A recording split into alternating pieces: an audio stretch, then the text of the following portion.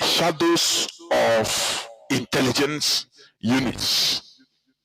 These are agents of Nigerian intelligence and even British intelligence that are sponsoring. Their goal is to make sure to mix up ESN, compromise it, and turn it into, what Black X is today, to its original goal. You know why we say all these things? For the people, for these powers, or this Illuminati, to understand that we have also Illuminati in IPOB. We know their plans. So that is why we expose them. It is our duty for them to know that we know what they know and what they want to do beforehand. And we want our people. That is it. All those secrets they are portraying, they use in destroying, turning people to turning people against themselves, turning brothers against brothers, brainwashing people, deceiving, making people to fight their messiahs. No, we want them to know that we know all these things. That is why we expose them. They are not the only ones illuminated. We have illuminated souls in IPOB. That is why I tell some people they are ignorant of what IPOB is. Just take example of this Black X today. It's a bad example. Anything you see, Black X. You see, it's a complete bad example to any person you talk about that is a cultist, Black X. He's a killer. He's a cultist, which is true. But the original plan, the original movement is called Neo Black Movement of Africa, NBM. It was formed in Nigerian University in 1977, in University of Benin. The goal was so pure, to educate our people, to defend the black race, to defend our culture, to encourage Pan-Africanism. It was an anti-colonial movement. But today, where is it? Do you want IPO your ESN to be like that? No. We are here. This journey, we are prepared. Once we are exposed, once we have all this information, I'm telling you, our enemies will not outsmart us, because we know what they want to do. Do you know that if they succeeded in making IPOB leadership to fall on the pressure of some of our people, even inside IPOB? Now support now. If Mazi came out that time, he will be calling names of criminals being used. Those the insubordinators, or even from ESN, that have fallen apart, that have been compromised. Mazi will continue hammering their name, because he knows where these people are headed, where Nigerian government is headed. I could remember that time. Some of our people even were annoyed. Why is this man mentioning names? Why just later? Okay, if you say you are not a part of them, just do what you're quietly. Don't talk. How? Ignorance is a disease. I'm telling you. Had it been without that line, by now there will be nothing like IPOB. Every one of us would have run away in the diaspora. Because once they convicted that Perima, they say, okay, all of them are the same. So the EU will use that judgment in order to circulate it in all the EU, and from there, every other international community. They'll say, IPOB is banned. By that time, excuse talk less of I don't want to be tagged. If I send my money to IPOB, they will trace it. Yeah, I will have a problem. They say I'm sponsoring a terrorist organization. my nationality will be revoked. Balagam no more second another. Excuse from right from beginning. No, this is not, and they will turn the blame to the leadership. They don't sabi anything. Now them scatter IPOB. And when I say IPOB, because that is one thing many of our people know how to do. Laughing off things that are so serious. Just using things, very serious issues to make caricature. That is what Nigerian government planned to do, but they couldn't achieve it, and that is why we continue fighting. Are you hearing me? If you are hearing my voice, if you are listening to me, please, as a Biafra, make sure you are engaged. You support this fight. This is the hardest fight. It's more tedious than even shooting guns and bombs. I'm telling you, it's more tedious. Because without brain, without thinking, you enter into one chance. Before you know it, it's too late. Ekberima has been taken out of the way, and IPOB is progressing. Even in Finland, IPOB is recognized by Finnish government. And here we continue moving. So we will never allow ESN to be turned into black X of today as a cultism, a killer cult. You know, different from the original plan of the movement. The movement is known or was called, started as New Black Movement of Africa from 1977. That is it. So we must protect this struggle jealously. Jealously. We must protect it. That is why I love the DOS. You know, the leadership of this struggle, they are not there to make you happy. Because this is one thing our people want. Somebody that will give them something that when they remember it, they feel okay.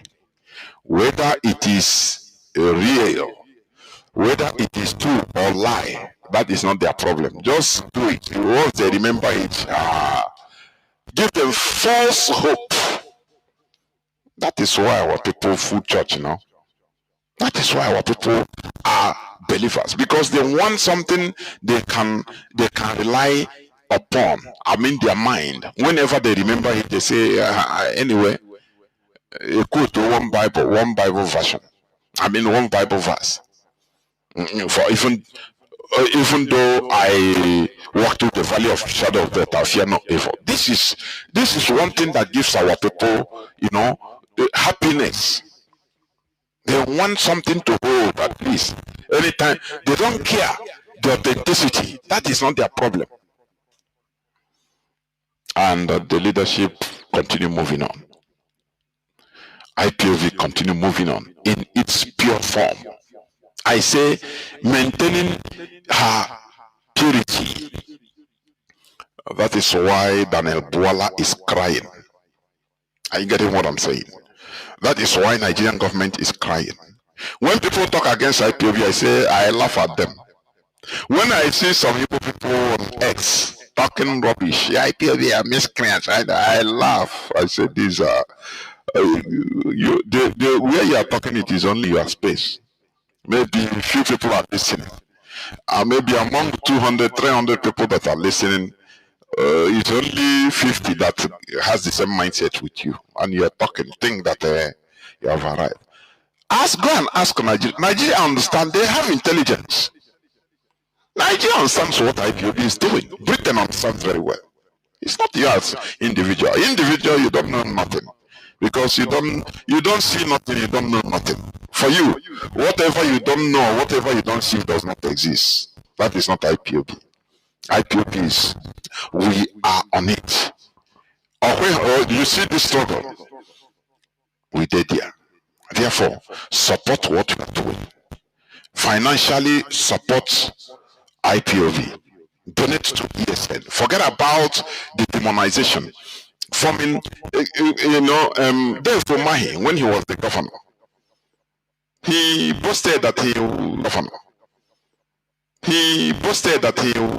will form a parallel movement that will destroy IPOB. And that was when they recruited the Perima. That is it. And we were at alert. The only thing that keeps this movement alive and pure is our alertness. No slumber. We are always on the watchtower, watching. Military formation. They always have sentry. People, individuals, or small groups, they forward watchers. People in the watchtowers, in the high places, watching. Those that are monitoring, even electronically, on screens, their eyes never leave. You understand? To know when the enemy is trying to infiltrate. That is what IPOB is doing. So whenever you see any action of the DOS, please welcome it with open mind. They know what they are doing. Sometimes maybe when you look at it as an individual, it might not make sense to you, but it's later you will understand. Later. So we are live and direct. Welcome to Radio Biafra London House of Service, coming to you through Radio Biafra London. Today is the 12th day of November 2025.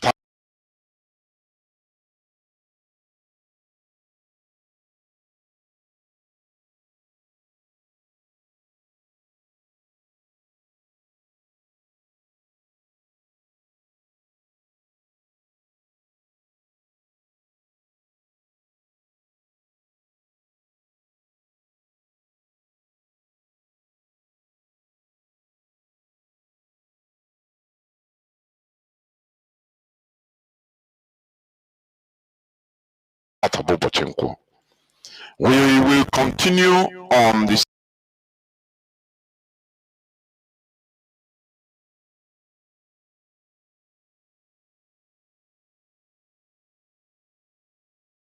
in Nigeria over to the Sokoto Caliphate is the problem.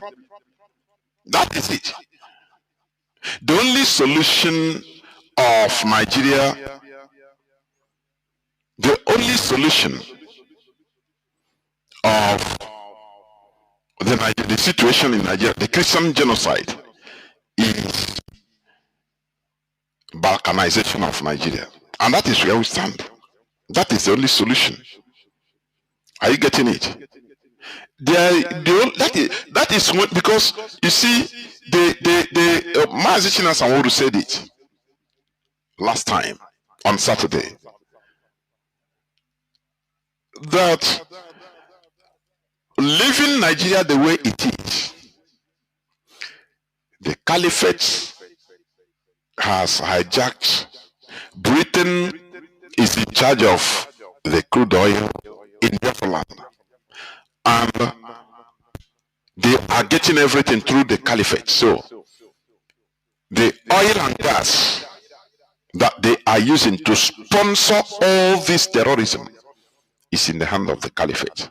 The only way to stop them, to stop this Christian genocide, is to divide Nigeria so that the caliphate will no longer have access to oil and gas and other minerals in Biafra land. Listen, they have oil in the north, but you know why they are using the mineral resources in Biafra land? Because it is not there for them. They know that one way or the other, Nigeria must divide.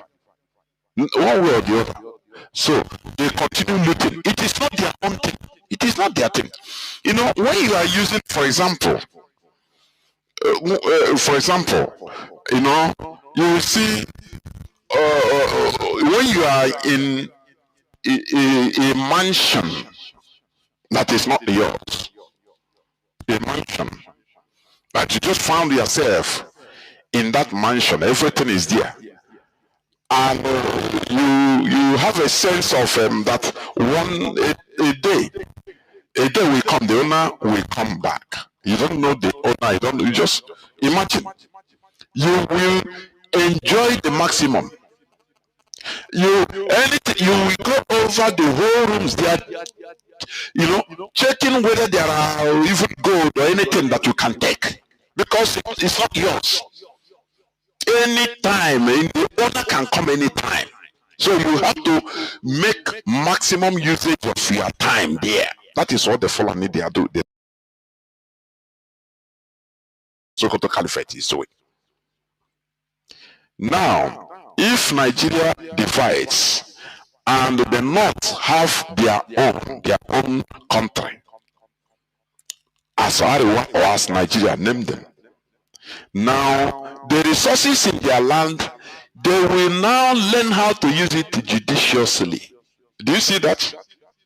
do you see that? They now know how to use it judiciously, because it is their thing. It's just like Shell, Britain, Netherlands, European companies drilling in Nigeria, drilling oil and gas. They don't care, they drill anyhow, because it's not in their, it's not their country. They pollute the air, they don't care, they pollute the environment. What matters to them is to get maximum profit. That is not, the environmental pollution is not their problem, because it's not their land. Are you getting the gist now? But they cannot drill like that in their own countries. Never. The Ayrton can never do what they are doing in Biafra land, in Texas. It's impossible. They can who burn them, because that is their place. They have different rules. They have things, standards to maintain. Otherwise, even their license will be taken away. But once they are in foreign land, they do it anyhow they want it. If you talk, they will hire military. They are in charge of Nigerian military. They will tell Nigerian military to kill the people. That is what they do. In many, let me tell you how they behave. In mostly coastal parts of Biafra land, what all these companies do, they have their vassal representative, who is either a PG or the so-called king of the community, president general of the community, maybe in Boni, in Okrika, where they are drilling oil and gas and everything, moving oil. They don't observe any type of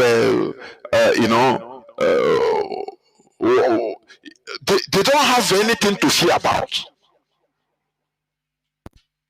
Now they will be pumping that person, that king of the place, or this Eze of that place, with money. For that person, what they are giving him is money, but for the drilling company is nothing, is crumbs. Anytime the population wants to rise up or even stage a peaceful demonstration against the actions of the foreign oil company, what they are doing in their land, that it is that person they will call, say, hey, your people want to rise up. The person will call Nigerian military, and they will come to scatter them.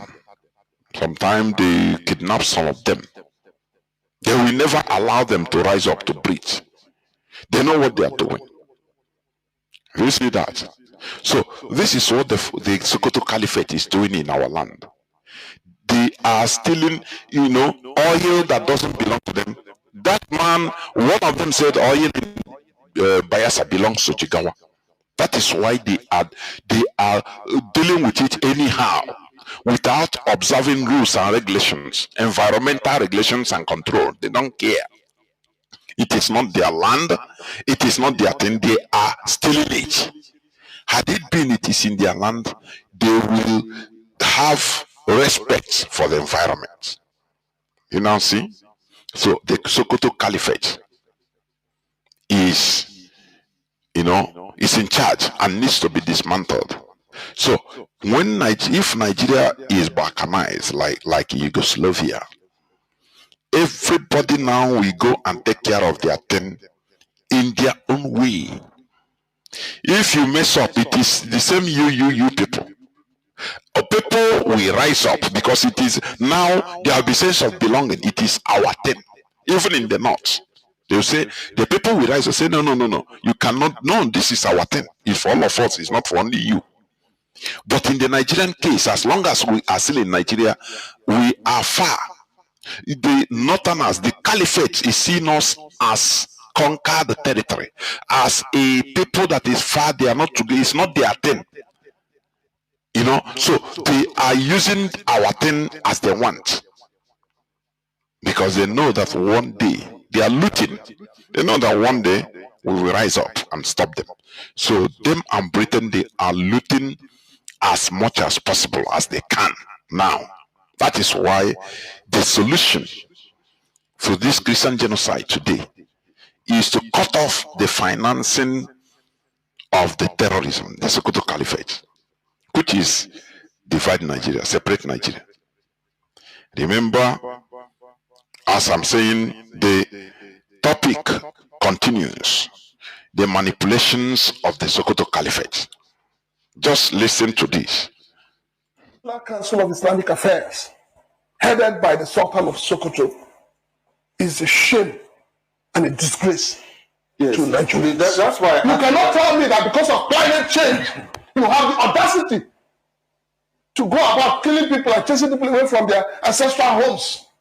If this government is ready to fight these people, by now, they should have started relocating people back to their ancestral homes. The statement by the National Council of Islamic Affairs, headed by the Sultan of Sokoto, is a shame and a disgrace to Nigeria. That's why you cannot tell me that because of climate change, you have the audacity to go about killing people and chasing people away from their ancestral homes. If this government is ready to fight these people, by now, they should have started relocating people back to their ancestral homes. The statement by the National Council of Islamic Affairs, headed by... Yes, you heard it very well. Somebody said it. And I want to read that statement this man is referring to. It was on the 10th day of November, 2 days ago, 2025. The news headline came up. He said, NSCIA links security crisis to climate change, poverty, mass unemployment. Now, let me read, because this has been their narrative, which they lobby. Let me tell you something. The caliphate spends billions of dollars lobbying America and other powerful countries for this narrative, to maintain this narrative. You don't know. Are you getting it? Let me read a bit.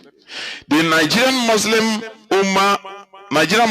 Ummah, under the Nigerian Supreme Council for Islamic Affairs, that is NSCIA, which is headed by the Sultan of Sokoto, has attributed the security crisis in the country to climate change, poverty, and mass unemployment. Do you hear it? Do you remember that Donald Trump, because all this brouhaha that is going on now, this is not the first time that Nigeria was designed as a country of particular concern. In, I think, 2016 or 2017, Nigeria was designed also during the first term of Donald Trump. He directly questioned Buhari, why are Christians being killed in Nigeria? Buhari also maintained this narrative. They lobby for it. It is only our people that does not understand what it means to fight for your own identity. Our people are naive. Anytime I enter here, I continue saying this, I continue lamenting. It is IPOB that is opening our eyes. Being in IPOB opened my eyes about the ignorance, political ignorance of our people. While we are sleeping, while our people were sleeping, while our people are, while our people are chasing PhD, which is good, but according to this man, Patrice Lumumba, he said black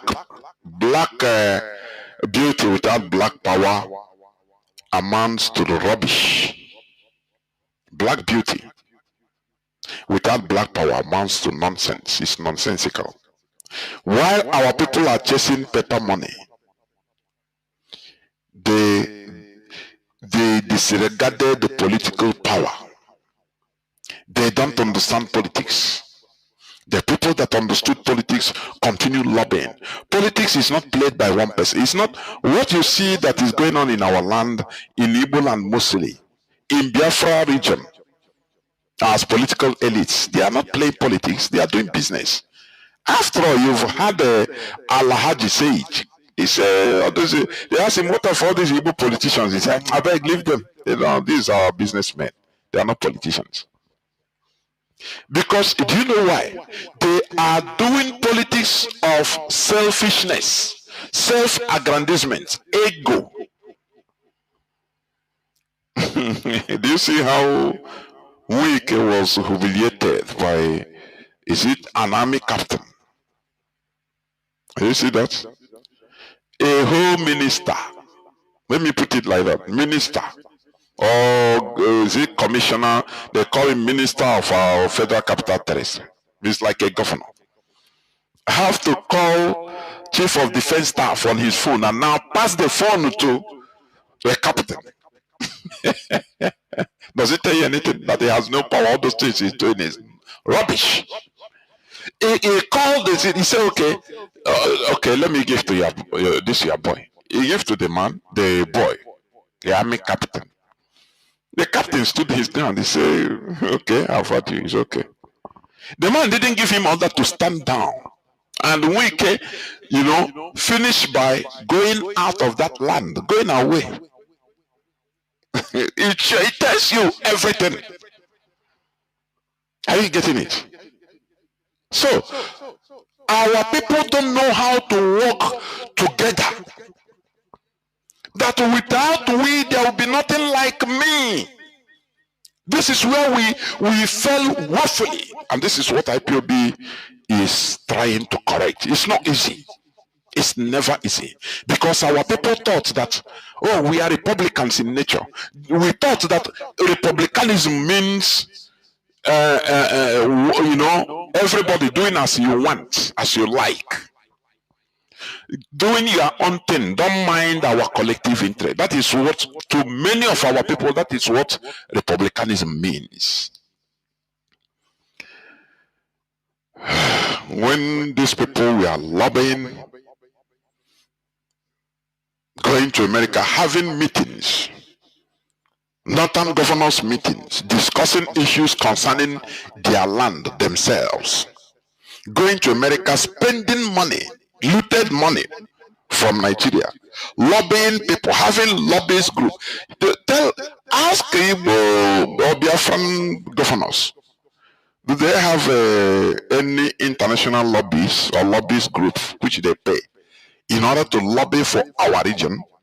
No, just ask any of them. Ask any of them. None. None. Ask there, maybe one of the senators in Biafra land, maybe is your uncle or is your brother or is your friend.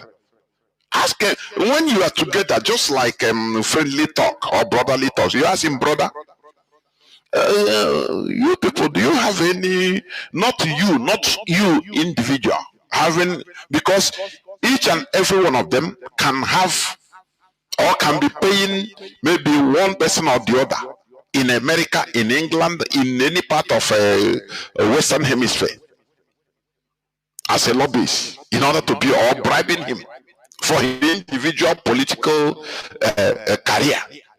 It's not that I mean. I mean for our collectivity in Biafra region. Call it Southeast, call it South-South, call it Eastern region, but it's Biafra region. Maybe every time they call the person, they visit secretly, say, look at our, what is happening. Look. They don't do. Ask them now, you are with them. Maybe the senator is your uncle, or either paternal or maternal uncle. Maybe the governor, you know him, is your friend of yours, which you talk on the phone, is your childhood friend, or you grew up together. Ask them in confidence. You will learn that no, they don't have such type of thing. But the Fulani, they have them. That is why the Fulani, they held a meeting in Abuja a few years ago. Only Fulani in Abuja to discuss issues that concerns the Fulani. That is why they were able to hold meeting Makban Mietiala with the American ambassador. I think it was this either March or April this year in Abuja. Because they know what it means to stick together. They know what it means to lobby for their collective interests. You say, why republicanism? You say, you think that it is. Go and look for money by yourself. Stop talking. If Nigeria is not balkanized, if Nigeria continues, we Biafrans will become or we continue being how do you put it? The mud, the collateral for Nigeria togetherness. What I'm telling you is true. We have been the collateral. That is, our lives don't matter. They use it in order to, continue holding Nigeria together, our blood. And IPOB said no to that. Every time on Debo. Do you people have any other maybe optional agenda or defense? Indeed, but they don't have. Every of that thing is Nigeria, one Nigeria. Whereas others have. Yorubas, they have, as you are doing, they are doing their own thing. Governors, they go for, I think, is it yearly? They go to Dudu house, sing and play allegiance, or pay allegiance to Dudu. They sing Dudu national anthem all the time. That is their, their defense. Their number 2 option. Igbo people, yeah. Okay, no, you want Nigeria. Even if they are being massacred, no. Or war massacre, or war church massacre. More than 90% of the victims are Igbos. The names are still published. Do you see our people make noise? Say no, I mean our politicians. Talk about it? No. When they want to talk, they say no, it's Nigerians killed. We continue being collateral damage for the continuous amalgamation of Nigeria.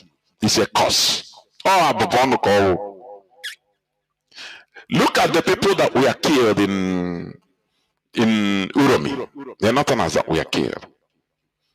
The northern governors and politicians and emirs and all of them rose up and started demanding, talking, threatening fire and brimstone until 14 Uromi vigilante were delivered to them. By now, maybe they have massacred them, or they used them to do pepper soup in the north. No person talks about it again, and they pay them compensation, whether 8 billion naira, and case closed. That is it.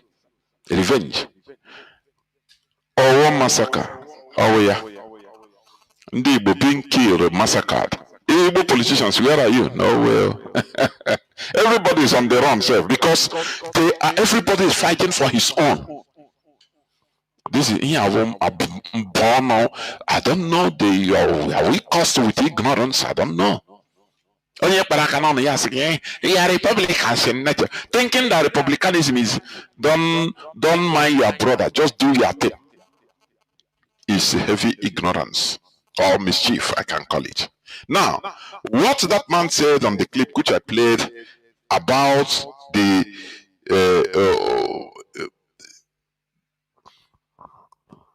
pronouncement of Supreme Council for Islamic Affairs, headed by the Sultan of Sokoto, that is the Sokoto Caliphate, that that must be dismantled.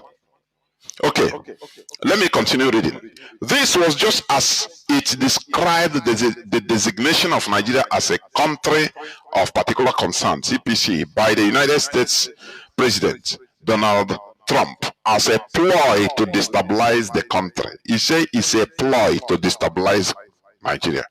Now I ask, is Nigeria not destabilized? No, tell me now. Is Nigeria not destabilized? I think it was yesterday some directors from government ministries, and they are almost all of them are Igbo people, going for maybe promotion exam or something like that from Lagos to Abuja by road. They were kidnapped. They are still kidnapped. Who knows whether they'll make it alive? No, it is not Nigeria. The worst part of it is that, like these people that are kidnapped, before, when you are telling them that look at how Nigeria is, we people, do you think that this they are kidnapped? Maybe I will check and see whether I can still see the news. Maybe it was planned. You don't know. If you maybe tell them that look, you people, Nigeria is a danger to us, Biafrans, mostly. It's a danger for everybody. But for us Biafrans, it is too much. They will tell you, I beg, you people want to divide Nigeria, my dear Nigeria. They kidnap them. And I think they are even women. They are women, intellectuals. When you talk to them, they tell you they are Lagosians. And there's something I've seen. Some ex-species have entered, those that are talking rubbish against IPOB. Before God and man, most of them are born in Lagos, or they grew up in Lagos, or in, let me say, outside the Igbo land. I've taken my time to check. Most of them, none I have known grew up. Will tell you, say he grew up in Igbo village. No, you tell you I'm a Lagosian. Either he was born in Lagos or he entered Lagos. They went to Lagos when he was small, or they went to Ibadan, just southwest or the north. And when I see it, I said there is a problem. These people that were kidnapped, maybe they were talking the same thing. Their children are now looking for them. They are their mothers that are serving their country. They are kidnapped because they are Nigerians. Are you seeing it? You know, we show you things. When we push you, we show you where to fall. That is why we have a section. After my submission, lines will open. And I continue urging people, even if you're against IPOB, come call. So they are afraid. Call and tell us or counter what we preach here with facts and figures. Let us debate. They will not. They are afraid. I don't know why. I don't know why. They will not. These people now, they are Nigeria. They have been kidnapped. Who knows whether they are still alive? Who knows that whether they will make it alive? That is Nigeria for you. Are you seeing it? So now let me continue reading. From this is a national Nigerian Supreme Council for Islamic Affairs links the security crisis to climate change, poverty, mass unemployment. That is what I'm reading, please. Let me continue reading, please. Addressing, okay, President Trump had penultimate Friday premised his action on alleged persecution of Christians in the country. Addressing journalists on Sunday in Abuja, the General Secretary of NSCIA, Professor Ishaq Oloyede, declared that the declaration of Nigeria as CPC was part of a coordinated plot by the United States to destabilize the country. Now, I ask Nigerians, please, which one is better? American destabilization or Fulani destabilization that has been going on? No, tell me. Choose. Choose. People, if Nigeria missed this opportunity, I am telling you, they no longer need any savior. Look at all of a sudden, when you go to social media, what they are protruding, what they are propagating now is Nigerian military strikes a terrorist hideout. Nigerian military, this and that. Hey, they bombarded the terrorists. Oh, they captured the terrorists and released the kidnapped the victim. Oh, that is what you, and you say, Nigerians, your Nigerian media. You are the problem of yourself. These are the people that always shout, Fulani are killing us here. Look at, we are driving. The other day I played a clip in Ogun. One lady, one Yoruba girl, on the road. His video said, no, Fulani are killing people here. After he starts speaking Yoruba, they are killing people. He's a Fulani headsman. These are the people that are always showcasing how Fulani is killing them, blocking roads, kidnapping people. All of a sudden, they don't want America to destabilize the country. It destabilized the country already. Ndoji, waiting do on this. No. Let me continue reading, please. The NS, that is National. Why I used to forget this? The Nigerian Supreme Council, okay. The Nigerian Supreme Council for Islamic Affairs.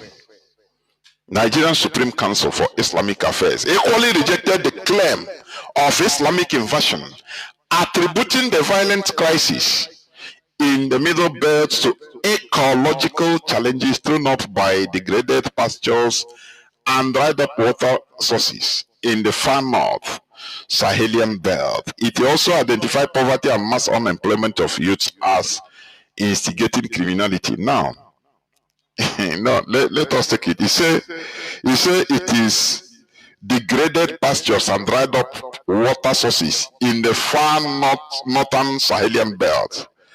Now I ask you, go and check map of Nigeria image, please. Map of Nigeria. Map of Nigeria. Go to image. You will see map of Nigeria in image. Okay. Or you can say map of West Africa or Africa. Now I ask you, is Nigeria is northern part of Nigeria more north than Niger Republic? No. Let us be factual now. Is northern part of Nigeria more north than Niger Republic? Niger Republic has Sahara Desert, direct, sand dunes, to Libya, to Algeria, to Mali. Why are they talking about, Sahel? The northern Nigeria,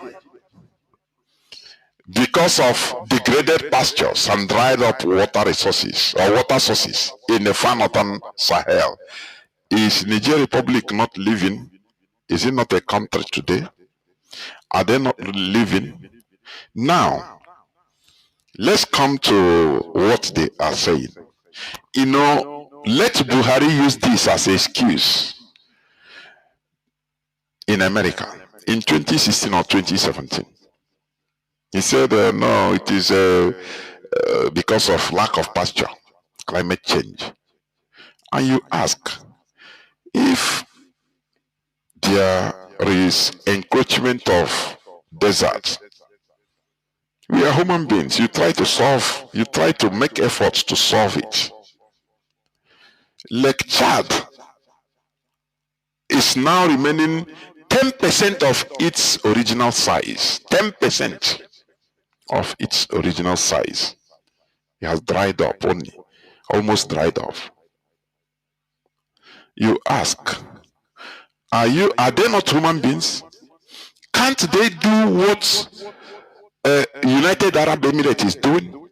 Can't they do what Israel is doing? Can't they do what China is doing? Converting desert, pure desert, into forests. Ordinary tree, there are rain is falling in all this part of the north. Why are they not encouraging, reforestation? Why? No, I'm just using their propaganda to judge them. Why are they human beings? Okay, now the solution to deforestation is running down to south. Okay, if they run down to south, maybe the desert will also encroach onto the south and everybody will die or enter into the ocean. Is that what it means? That is a solution. But these are lies from the pit of hell. These are lies from the pit of hell. You see this narrative, this is what they have continued. Any narrative they engage in, they pay for it, they will preach it in their mosques, they will say it among themselves in their various high-level meetings. Among the Fulani elites, that this is, and they will pay the lobbies.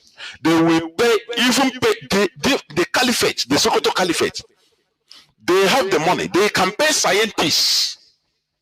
They can pay Western scientists in order to indulge, in order to sanction what they are saying. Oh, you don't know these people. Oh, these are they go with everything they have for their collective interests. Can you do that? The answer is no. If it is in our land, for example, you say amen to one narrative, some group of people will rise up and say, no, this is not true. Now what these people are saying, we are not among them, or this and that. We tell you the truth of God. This laugh is not a real laugh, honestly, because this is very serious. They are going with this nonsensical narrative and flooding it to the world. CNN is propagating it, BBC is propagating it. Okay, let me continue. If the violence in some parts of Nigeria is not religious, what are the real drivers? The first is ecological.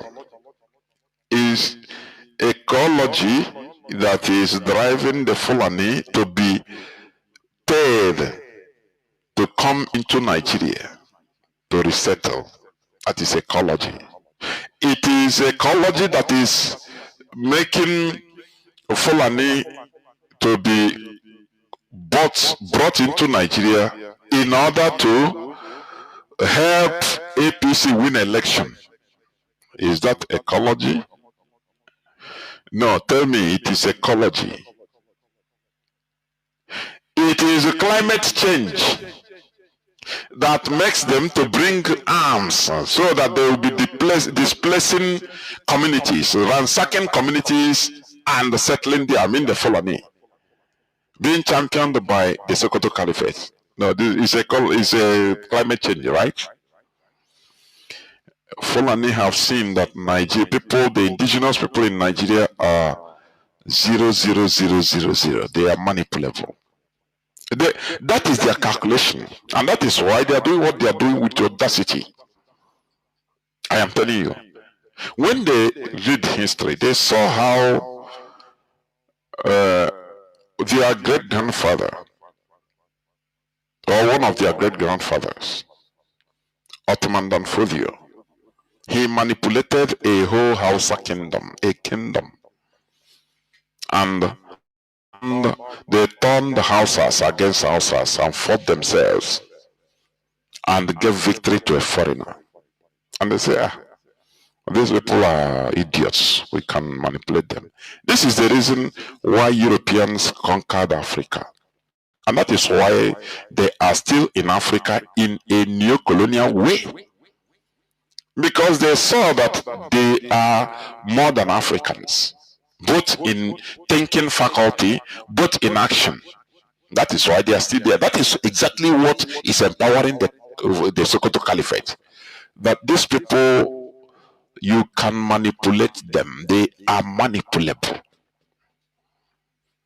Ottoman Danfodio formed the Sokoto Caliphate by using Hausas to kill Hausas and giving a Fulani victory, crowning him as their king. And it remains today. So they say, oh, this kind of place, these people they have lower IQ. The people this side, you can easily deceive them. Is it not what? When you just watch in YouTube the interview of Gumi, Sheikh Abubakar Gumi, you see the way he's speaking. You see that his body language is telling he's superior. That the listeners, Nigerians are inferior. They are, these are people you can easily deceive with anything. That is, if you are watching somebody, read the body language. You should be these people, they are under our, we are sitting down on them. So anything you tell them, they can accept it. So he continued. That is what gave him the boldness in order to be speaking the way he's speaking. That animal, under normal circumstances, he should be in jail. I used to ask you, please, go and dig, research by yourself. Why did the Europeans call Bight of Biafra? The original name was Slave Coast. There are things that you can find out. Go. I will not explain. It is for you to find out. So the Fulani, they are taking also their own pound of flesh on the stupid indigenous people in Nigeria. That is why they can come up with this. After all, the person that is echoing this idiocy is a Yoruba man. It's an indigenous person. But they gave him, you see how they work. How the Fulani work. They will come into your place, promote one greedy fellow, give him money, give him anything he wants, give him protection, give him connection, and they will be using him. That is how colonizers work. That is how they function. There is no, when you look at what the Fulani are doing in Nigeria, there is no single difference with what the Europeans did in Africa. No single, is something. That is why the Europeans fall in love with the Fulani. I am telling you. They support them. They say these are the people that understand how to colonize people. They are superior. When it comes to political thinking, they support them. Now, let me continue reading, please. Okay. If the violence in some parts of Nigeria is not religious, what are the real drivers? The first is ecological. As the International Crisis Group has detailed in multiple reports, the relentless desertification and drought, products of climate change, have degraded pastures and dried up water sources in the far northern Sahelian belt. This is not an Islamist invasion. It is a desperate southward migration of herders seeking survival. Oh, Chineke. So, with this report, the international community will continue pitying the Fulani headsmen, taking them as the victims. That is how it is when people cannot organize themselves in order to fight for their collective interest. Those that could be able to organize themselves will be giving out the narrative, and the world will be accepting it. Whereas others are playing Nigeria. These people are. You say that it is a desperate southward migration of a herder seeking survival. Therefore, Fulani killing you in Plateau. So don't you see? It is exactly the same thing, the same thesis that is being promoted and promulgated by Sheikh Gumi. The same thing. He is portraying them as victims. No, they are on revenge. No. These people, you don't blame them. The government is to blame. Nigerians are to blame. So they are human beings. So they are suffering. That is why they kill you. And Nigerians are listening to this. And because Yoruba, because of their brother is in power. Imagine that even it's Buhari that is in power today. Do you think the Yorubas, they will be supporting who do you think that they will be supporting the Fulani? Black people, the shoji alamni Maroko Mazi Nnamdi Kanu. The climate, let me continue reading. The climate-driven migration forces herders into direct and often violent competition with sedentary farming communities over dwindling resources of land and water. Historic grazing reserves have been lost to expanding settlements, and the traditional conflict resolution mechanisms have eroded. This is the flashpoint for the farmer herders crisis in Plateau, Benue, and other middle belt states. Do you see it? Look at them. It's Yoruba man now that is writing this, clearing them. You know, that is it. That is it. When you are fool, people will have their pound of flesh on you. That you are a fool. They are taking Nigerian indigenous population for granted, but not Biafrans. That is why we always rise up. You see Igbo intellectuals promoting this narrative. You see it. So, because let me say, okay, let me just give you just a layman example. Because my house got burnt, just for example, my house got burnt out of one thing or the other, and I lost everything. Now I have the right to come to your house, pursue you from your house, kill you even if need be, and I live in your house. Say, after all, my house got burnt. So I have the right to come into your house and kill you and take anything you want. Live there by force. It's my house because my house got burnt. If you go with that their logic. Now you ask, I've said it several times. They say historic grading reserves. What is that historic grading reserves?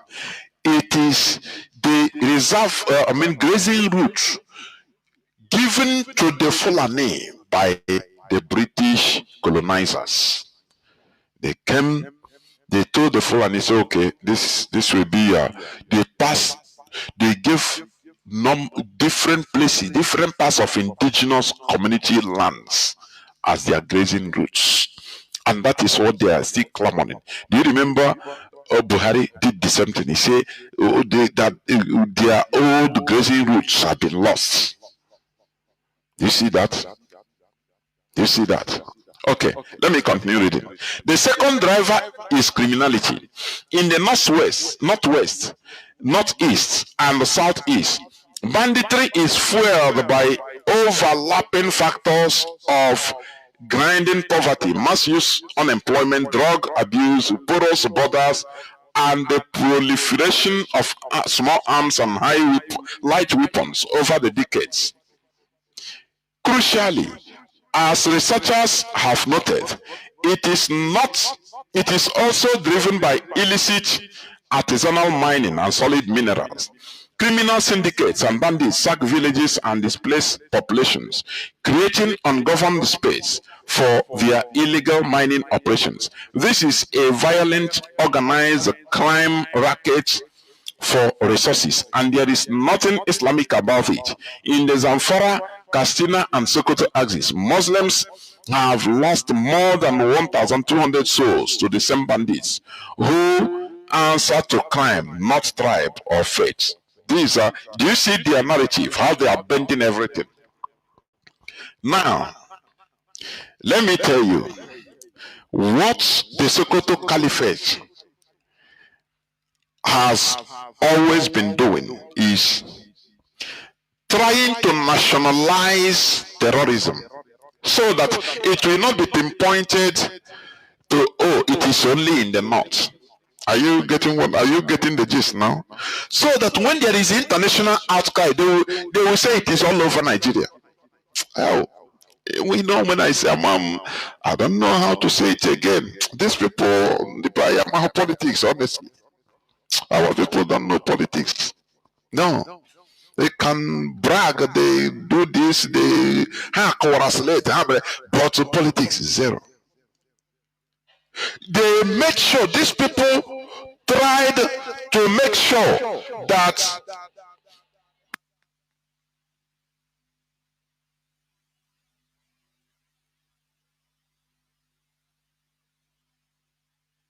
these people tried to make sure that they distributed, violence everywhere, so that as Trump, as America is talking about terrorists, which has nothing to do with ordinary criminality. Please, let people understand, criminality is different from genocide. An armed robber, a band of armed robbers, they are criminals. They don't have any political motive. No, their motive is to make money, get money for themselves, and and live life. That is it. They are criminals. There is no political tone in it.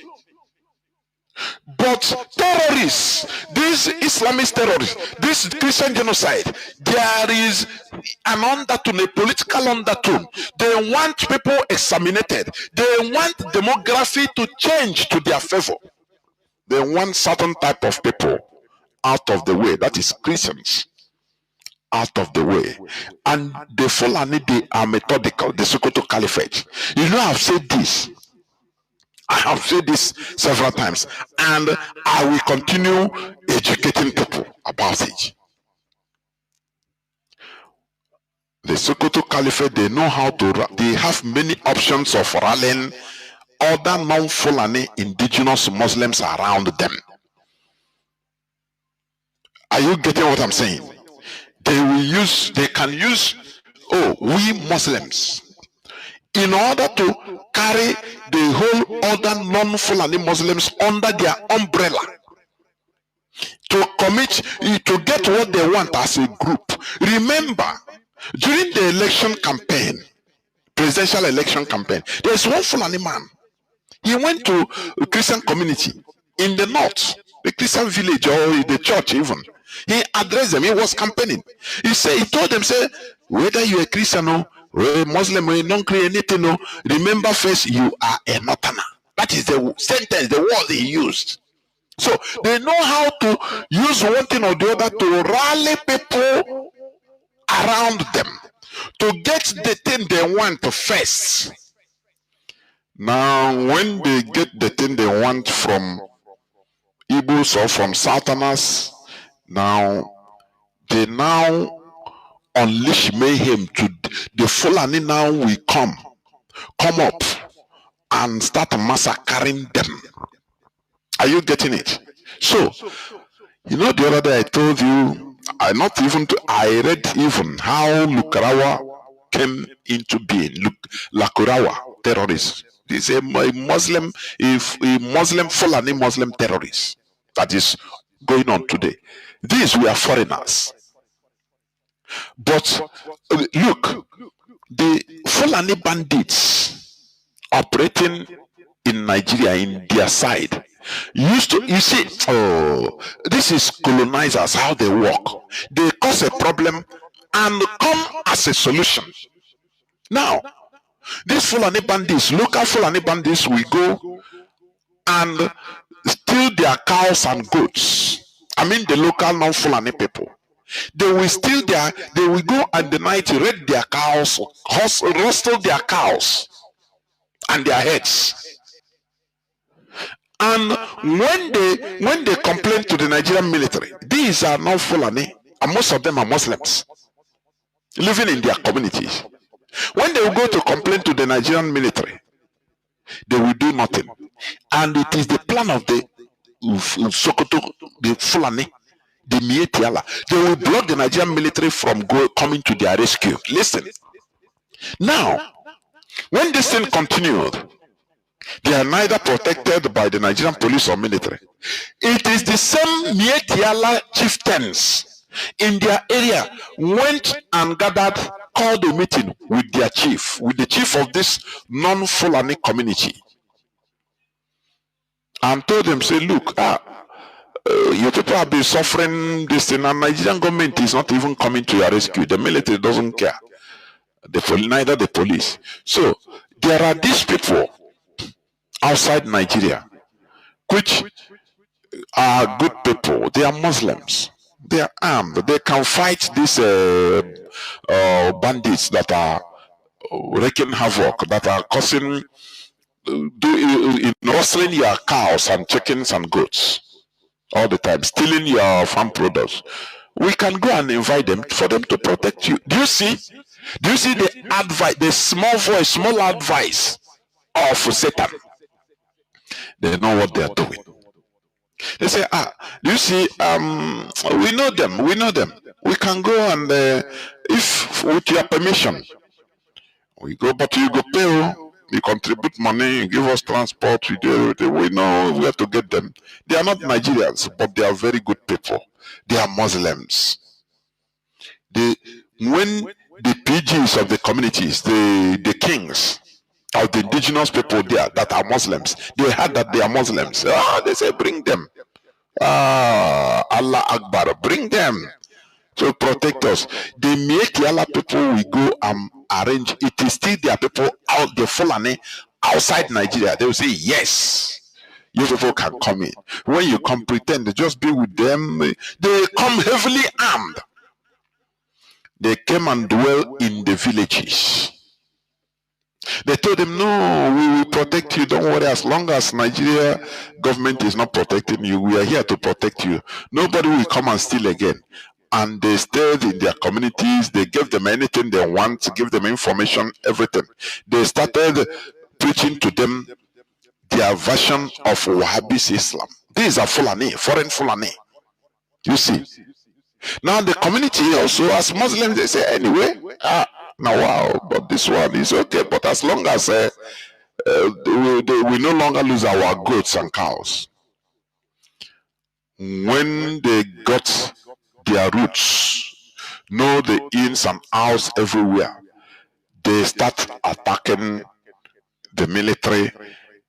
When the people want to talk, they turn against the community, they ransack the communities and take over and bring their foreign order, their families. Job well done, concluded. Those displaced people that invited them, they are the people now that start shouting, oh, there is another terrorist group, oh, Lukarawa. They call themselves Lukarawa.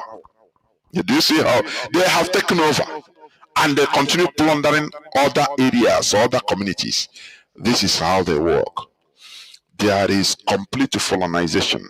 Unless the Sokoto Caliphate is dismantled, this thing will get worse. And if Nigerians allow the sweet mouth of the Fulani, the Sokoto Caliphate, to use them, if they allow the sweet mouth of the Sokoto Caliphate in order to push them to support, to counter what Trump wanted to do, if they allow the sweet mouth of the Sokoto Caliphate, invoking sovereignty, invoking America is coming to take our Nigerian national resources. They want to pursue Tinubu from power. He's your brother, defend him. If Nigerians fall for this, I am telling you, Fulani will increase it will give them more power and hasten their Fulanization by tenfold. I am telling you. These people, they know how to play. They know how to play with the brain of the indigenous population. I am telling you. They are pushing the Yorubas that look, it is your brother. These are Igbos that are causing this. They are pushing it. Once they push Igbo, I have said it. Hatred of Igbo is the catalyst that will destroy Nigeria. And that is what is happening. Once they say, oh, it's Igbo, it's IPOB, it's Biafra, you don't want Biafra, no. Now, every other indigenous population will say, no, instead, let our blood be flowing. Let Fulani be killing us, no problem. I don't know, this is evil. Let me continue. The United States Department itself, in its 2022 report on international religious freedom, stated that banditry and other criminality, not animosity, between particular religious groups were the primary drivers of intercommunal violence. This is not a religious war. That is nonsense. Okay. There is a place I want, okay, listen to here. They wrote, this agenda is not hidden. We refer to a recent op-ed from the American Enterprise Institute, from the American Enterprise Institute, AEI, a prominent United States foreign policy think tank. In this article, the author, Michael Robin, asks two questions in the same breath. First, is there a Christian genocide? And second, just as Somaliland's independence has become a United States national interest, would Biafra independence also augment regional security? The geopolitical objective is the fragmentation of Nigeria to achieve the avowed mission of the separatists. It's talking of IPOB, in line with the proscribed indigenous people of Biafra's IPOB's agenda. Do you see? This, they use all these things to scare Nigerians, other indigenous population, into bowing down to their their own line of propaganda. They tell you, you people, you want your beloved Nigeria to be divided? It is IPOB agenda. That is what is driving Trump to do this. So, do you want your beloved Nigeria? That is where you see. Well, do you see what I observe? What I conclude personally?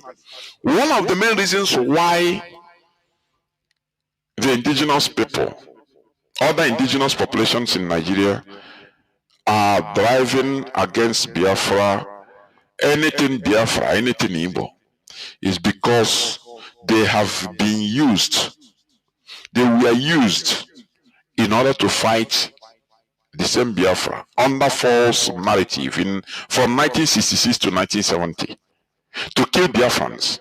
So that guilty conscience, they cannot, they cannot stand it that Biafra will be a country. Oh, they thought that Biafra will remember and start dealing with all of them. But no, it is guilty conscience that is worrying them. And that is what the full and the Sokoto Caliphate is always exploiting. Remember, we kill all of them all. Now you people even kill them past. So will you allow them? If you allow, I say, look, this other propaganda I'm talking now, it will come when they saw that, look, Biafra referendum is imminent. They will tell them, they will even start threatening even Yorubas that you people kill Biafra. So if you allow them to go, they will deal with you as a country. They will not become a country and have power. They will remember you, deal with you. Remember, they will start publishing the atrocities even committed by Yorubas and others against Biafrans during the war. Believe me, this will happen. Because these people, they know how to do it. They understand propaganda, and they are using it very, very well. So they are saying that, look, all these things that is going on, it is IPOBO. The objective is to fragment Nigeria, to divide their Nigeria. Now, as I ask people, division of Nigeria to save life, and leaving Nigeria as the quagmire it is today, where people, in Nigeria, you cannot be moving. If you want to move from point 1 to point 2, you are not sure of your life. Which one is better? Now, do you see? Let me tell you, one of the main reasons for the division, balkanization of Yugoslavia, is what has been happening in Nigeria. Are you getting it? The real causes of the balkanization of Yugoslavia are a complex interplay of long-standing ethnic tensions, deep economic disparities, and the political crisis. Are you getting it? Now, the deep-seated ethnicities and the historical, I'm talking of Yugoslavia now, why, the causes, the reasons why Yugoslavia was balkanized. Are you getting what I'm saying? Remember, Yugoslavia was an artificial state, artificial country formed after the First World War, bringing together South Slavic peoples with vastly different historical, cultural, and religious backgrounds, that is Catholics, Catholic Croats and Slovens, Orthodox Serbs and Montenegrins, and Bosniak Muslims. They gathered them together, say they want to form a country. He said it was an artificial country. The same like Nigeria. Nigeria is an artificial country. Or is it because it's a black country, an African country, that the people's life don't matter?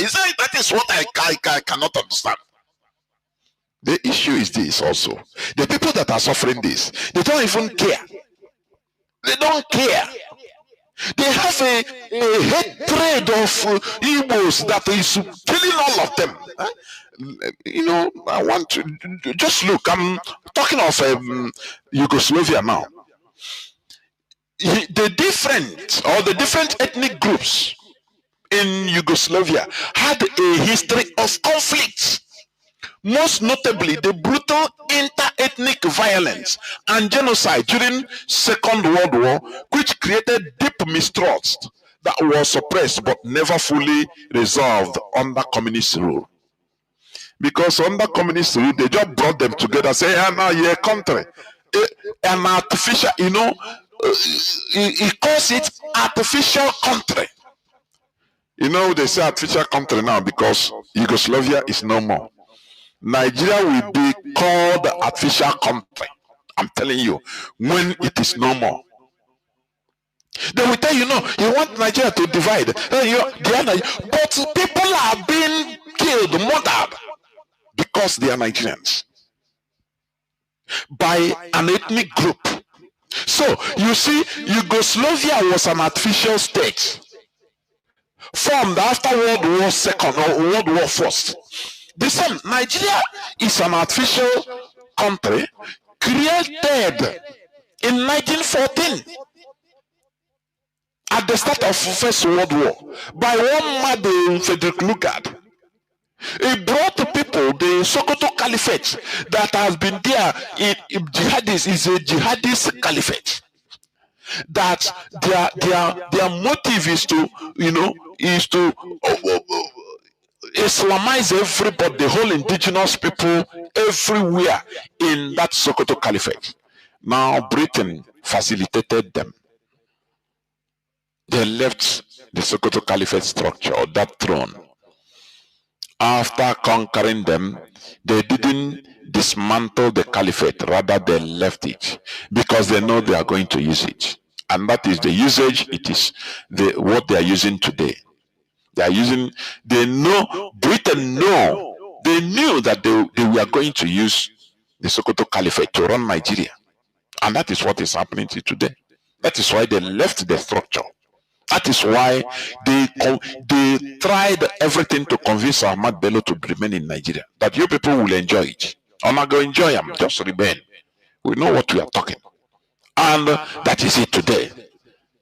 They are facilitating the Sokoto Caliphate in order to dip their Quran in the Atlantic Ocean. But it's not going to happen.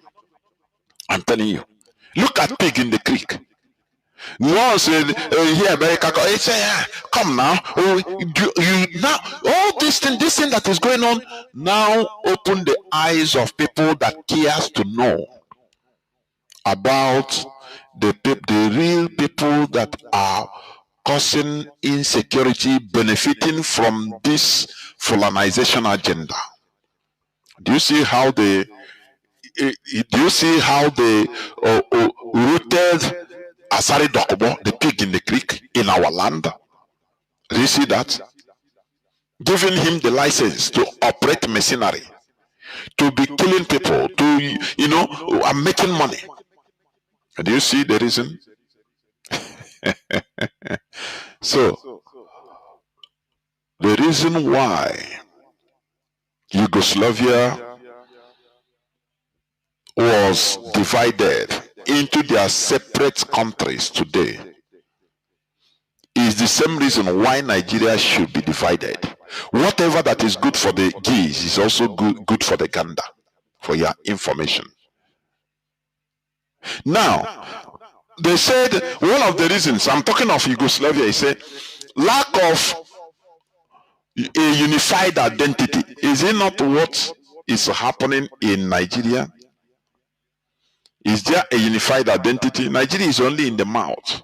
The same way Yugoslavia, all are Yugoslavian, but all of them are, going through their ethnic nationality. Despite efforts to promote brotherhood and unity in Yugoslavia, most citizens felt a stronger bond to their specific ethnic identity than to a common Yugoslav one. That is it. That is what is happening to Nigeria. You see somebody say, "Nah, you be Nigeria." Say yes. From which way? Nah, I be Igbo. Are you okay? I'm Yoruba. I'm Hausa. What is the need of Nigeria then? I'm asking.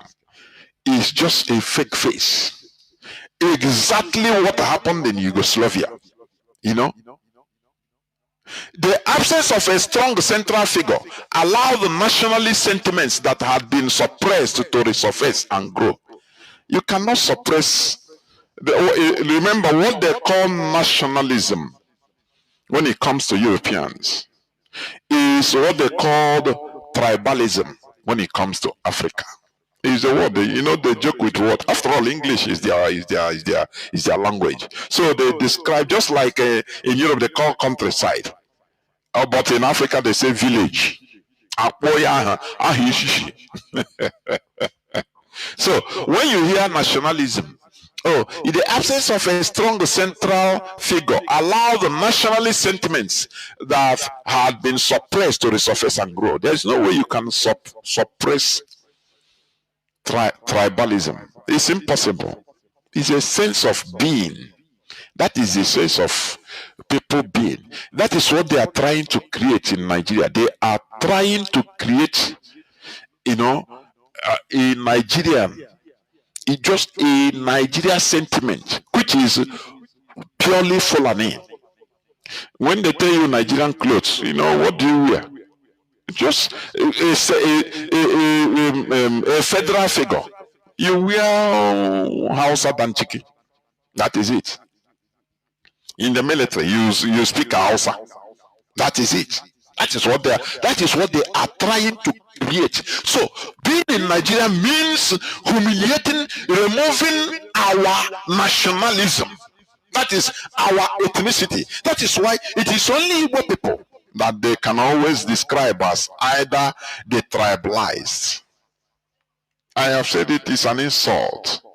When they say you are the tribalized. No. It's just like telling you that you are no longer, you should stop answering your surname, your father's name. That is your surname. You are the tribalized. They don't say it to other ethnicities. Only Igbos. Very foolish. Only Igbos.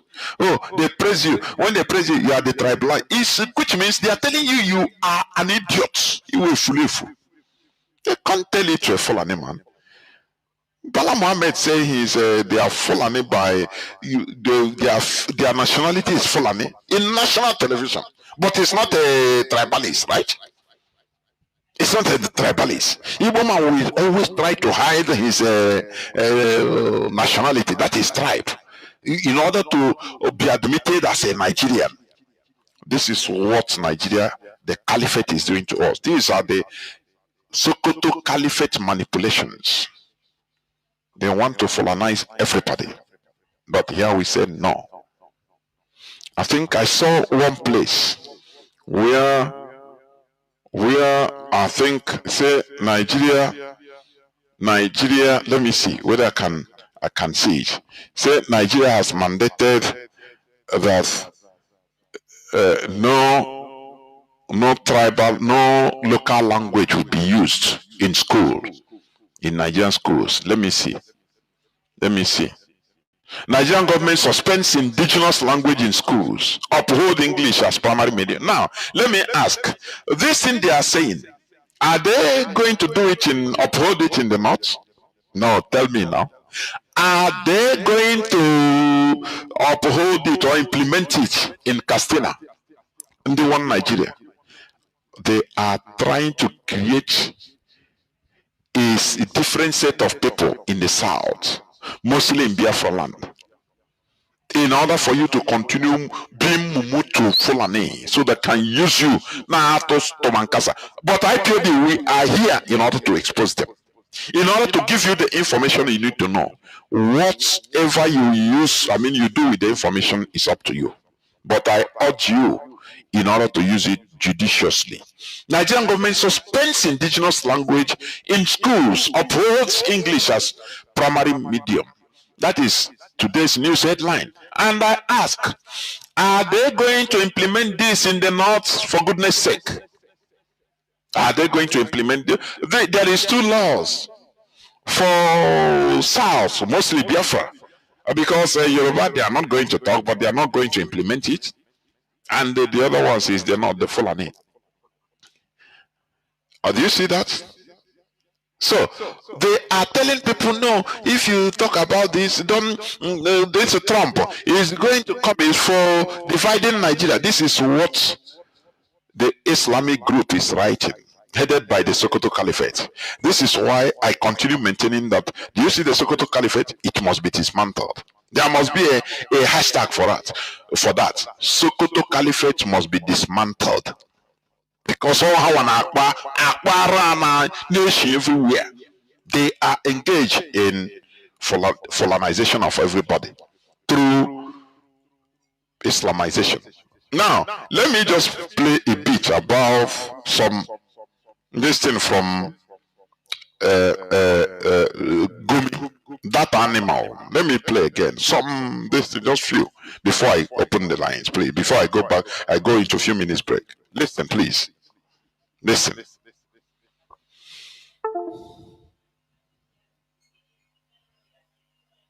insecurity to be curbed totally, because this is bedeviling us to the point of zero again. As long as this thing had become a weapon in the north, it will not end. Did you hear me? As long as the... This is, you know, Barrister Darlington is a commentator in this voice of,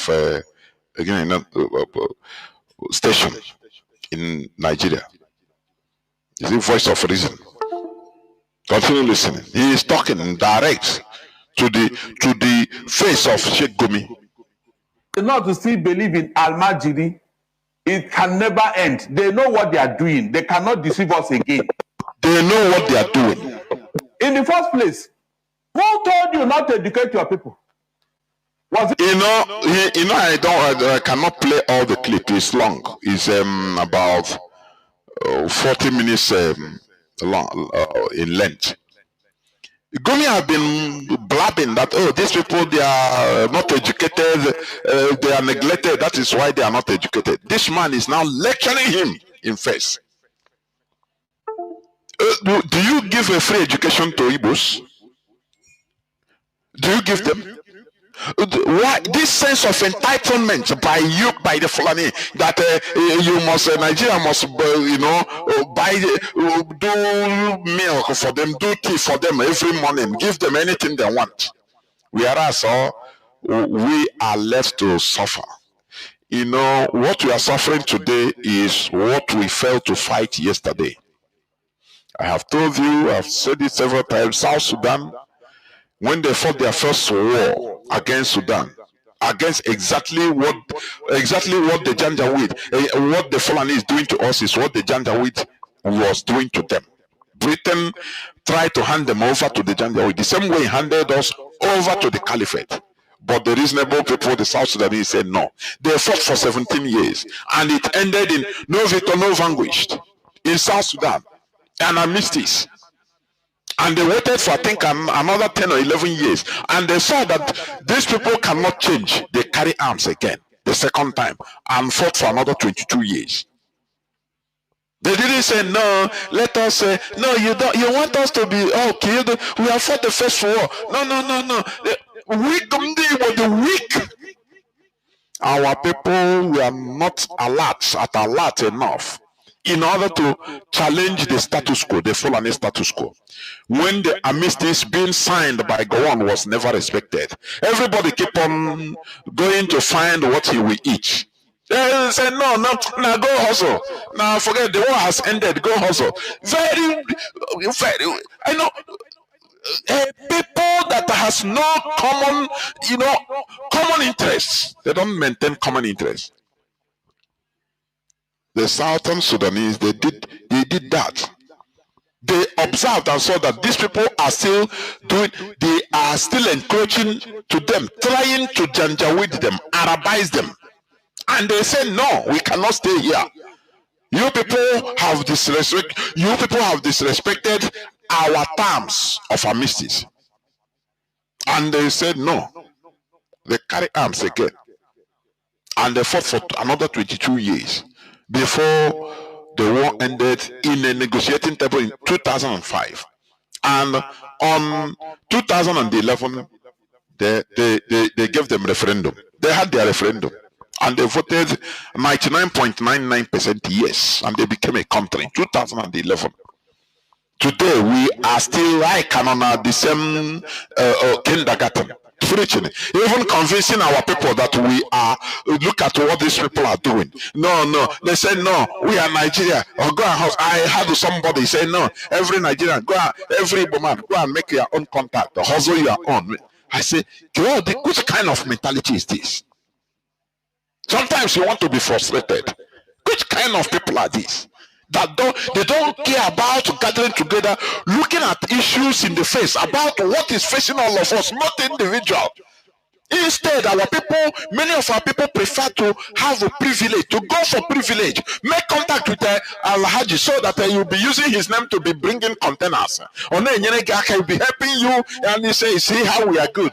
You see, I'm Al-Haji, and you're an Igbo man, and your people will say, Biafra, we are fine. No, you will start to be, no, these people are good. No, it's not about individualism. It's about the collectivity of the structure. That is it. Please continue listening. Nigeria had independence in 1960. All of us were here. You decided to choose whatever you want to choose. And now you want to blame us for your problem. Do you have the capacity to give your people free education like Awolowo? The Igbos never had any free education. So, why are you not telling us that if you let them uneducated? I don't get it. Gumi is talking to Gumi direct.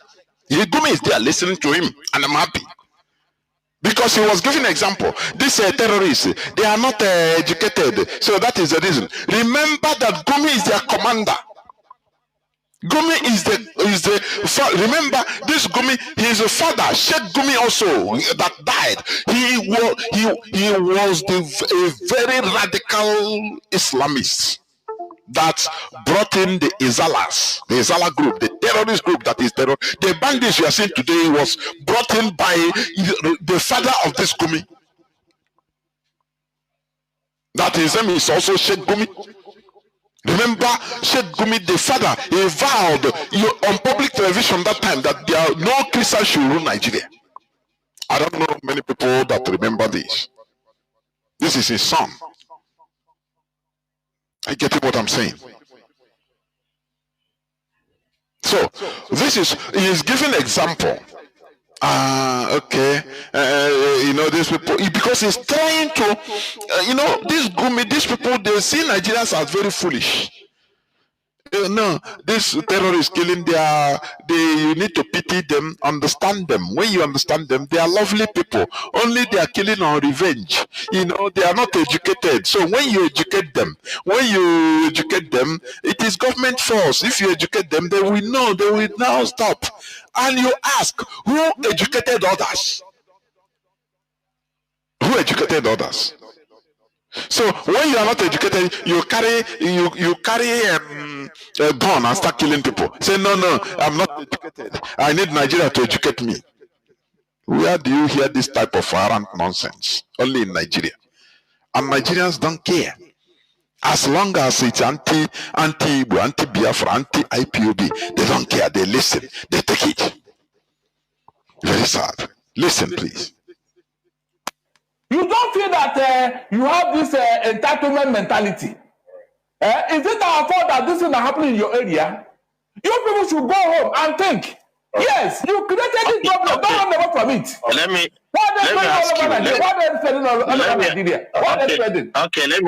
ask you. Do you think there are no kidnappers? This is now Sheikh Gumi talking to him. And criminals in the southeast or the southwest? Sir, listen, if what is going on in the southeast is the same thing that's going on in the north, in fact, it's like there will be peace in Nigeria. All right. Thank you very much. There will be peace in Nigeria. Thank you very much. But on your comment on education, I tend to agree with you that our leaders really has failed the nation. Good. I'm happy that he, why they don't come for debate is they will be humiliated. Even the Igbo Nigerians, I've been saying it, they don't come to our S. Some of them came out the first day of our X space, the first Sunday, and they ran because they cannot stand the truth. They had what we say, is in the afternoon you don't use touch.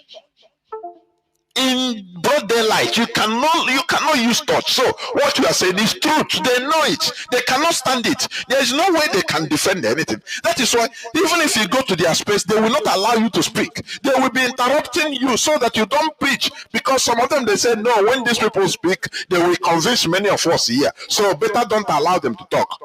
Do you see their idiocy? That is why this man, because Sheikh Gumi has been going around, the fault is Nigeria. Nigerian government, don't educate them. Now this man told him, who educated the Igbos? Do the Igbos have free education from Nigerian government? Everybody hustle on his own. Now this man comes and say, yeah, I can agree with you. That is it. That is my happiness. At least that propaganda, it has slaughtered that particular one. because he continue going around blaming Nigeria. These people are not educated, so you give them education. And see if other regions give education free of charge, or Nigeria give education to them. They have sense of entitlement. Very, very sad. This is an animal. I will not, let me leave his speech, please, because it's an animal. I'm telling you, it's an animal. We must continue. And this caliphate, you see Sokoto Caliphate, it must be hashtag. The Sokoto Caliphate must be dismantled. The Sokoto Caliphate must be dismantled, because this is the heart of the Fulanization headquarter. It is the headquarter of Fulanization.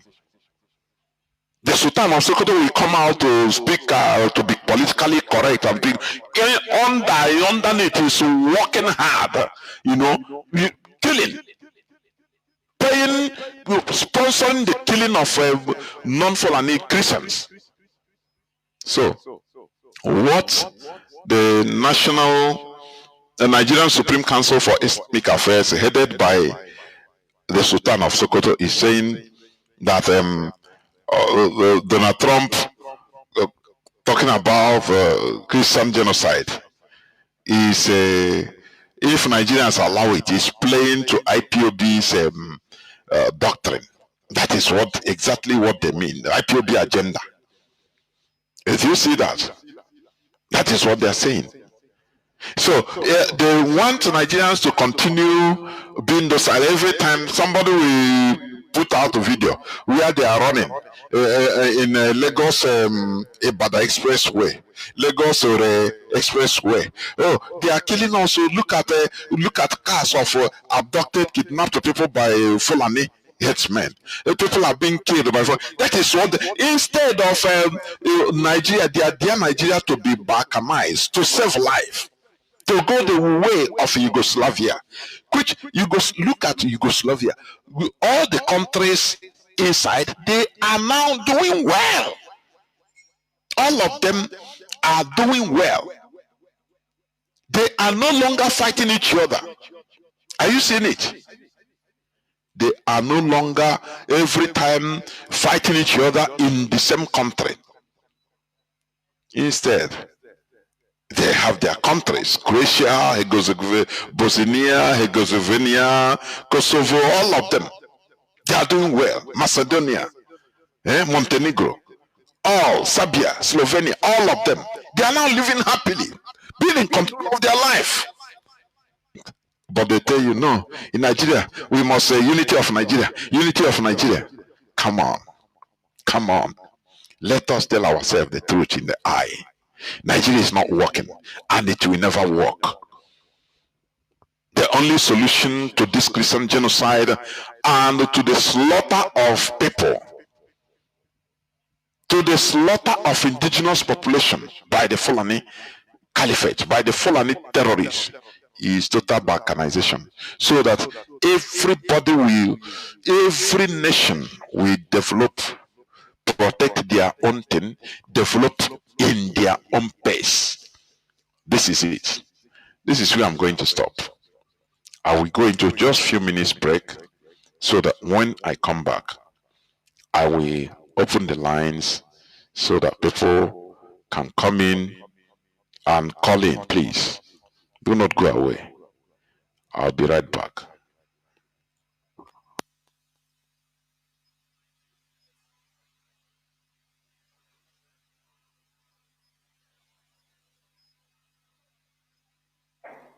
Why must a group of people now tell us that we must answer them? They are this, psychological, this and this. These other Nigerians that are holding peaceful agitation, peaceful nature, peaceful businesses, are they not Nigerians? Right. So if all of us become bandits, what will happen to us, Moses? Hold on. If all of us become bandits, will Nigeria exist? You can see how we clearly bring problem into ourselves, and we are now blaming America. How can anybody be happy that? Wouldn't America's involvement affect the sovereignty of Nigeria? Sorry? Wouldn't America's involvement affect the sovereignty of Nigeria? As long as it involves terrorism. Terrorism in one state is terrorism all over the world. You remember at a point, America had to place a travel ban on some countries where terrorists are rolling. Yes, You remember? yes. Good. That will tell me that. So you are in support of America invading Nigeria. 100%. Guns are blazing. I said 100%. Since the government has refused to listen, and leaders are not being helping matters. Wouldn't that affect the sovereignty of Nigeria? You now have a sovereignty where terrorists are not telling you what to do, Abi. You now have a sovereignty where terrorists are on the dining table with government, telling government what to do, and leaders are supporting it in Moses. That will be my annoyance. Why would anybody utter such words? These are things you should frown at. Who brought them into Nigeria? Was Nigeria like this in 1999? Moses, please be sincere to yourself. Who brought them into Nigeria? What are they doing here? Why are they not in Ghana? Why are they not in the Republic of Benin? Please, why are they not in South Africa? You can see, we forgot the genesis of our problem and we are blaming America. Let them come. If that will solve the problem. Since you people don't know what to do, let them come and help us. Look at now, as I'm talking to you now, almost 20 villages have been taken over in Plateau and Benue. Moses, who are those to occupy those villages? Are they Christians? The real Indians of those states are not in IDP camp, and they are the farmers in Nigeria. Can you beat that? And yet, everybody is not talking. So do you think if America gets involved and then come to, in quote now, save Christians in Nigeria, do you think it will lead to an unrest between Christian and Muslim? Like the Sheikh has said, it might let Muslims turn against Christians we have tolerated enough. We have taken enough from these people. Leah Sharibu, as I talk to you now, a young girl is now in what? Captivity because of her religion. Moses, have you seen any Christian group that have kidnapped any Muslim girl because of her faith? Yet we kept quiet. Have you talked? Did you say anything? Somebody woke up one day. Sheritashi. I told her that Tinubu's wife should be killed because she's a Christian. That God told him to kill Tinubu's wife. I'm talking of provocative statements that can cause problems. Yet we kept quiet. Moses, did you read that? Did you say anything? Is it not hard to show tolerance? Okay. So why can't our Muslim brothers do the same thing? Sorry. So that Nigeria will live in peace. Before we come, sorry please. I want you to land on your thoughts. Yeah, they do the same thing. And see whether this place whether America will even look at us, not to talk of placing it on CPC. That's what we're saying here. It is because of the actions and statements of leaders that have caused the problem. They should not deny it. Yet they still want to blame us for what they have caused. They still want to blame us to Moses. How do you take that? Is that not any short? Right. You are talking of America and something, but you're insulting us. When you told us that, except you agree with the bandits, there will be no peace in Nigeria. Moses, can you beat that? And because of this statement, that's why Saudi Arabia could not tolerate you. They declared you persona non grata. Saudi Arabia, the seat of Islamic Caliphate. They could not tolerate you. But here, you tell us all manner of things, you do all manner of things, and you get away with it. All right, before we take contributions from have been told that their government is For over a decade, Nigerians have been told that their government is fighting terrorists. Billions of dollars have been spent. Thousands of soldiers have died. Millions have been displaced. Yet the killings never stop. But what if the real reason the war never ends is because those in charge are the ones keeping it alive? This is not speculation. There's evidence, some public, some buried, but all pointing in one direction, that elements within Nigeria's government are funding, protecting, and profiting from terrorism.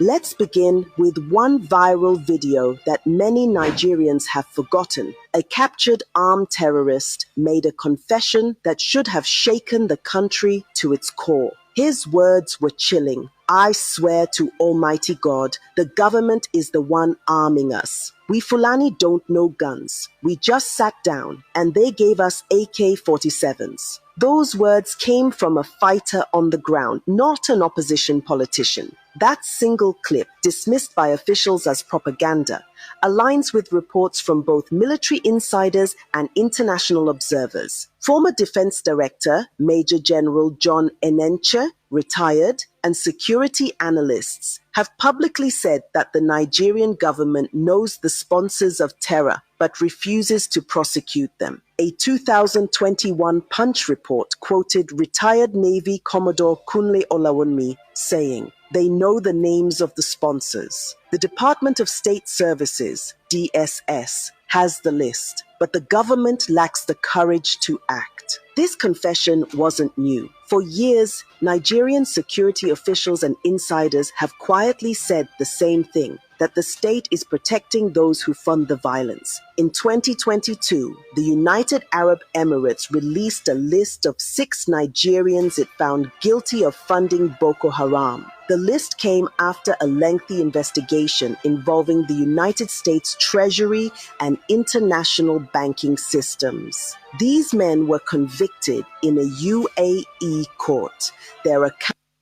Welcome back. This is Radio Biafra House of Service coming to you through Radio Biafra London. My name remains Mazi Jonathan Chinedu from Alu province of Biafra Land, and we are here live and direct. Today is the 12th day of November 2025. That's Avo Bochenko. Therefore, remember, we are talking about the Sokoto Caliphate manipulations, and we continue maintaining that the Sokoto Caliphate must be dismantled.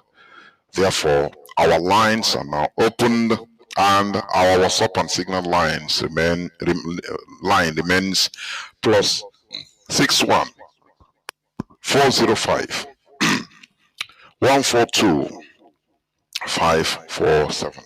I repeat, plus 61 405 142 547.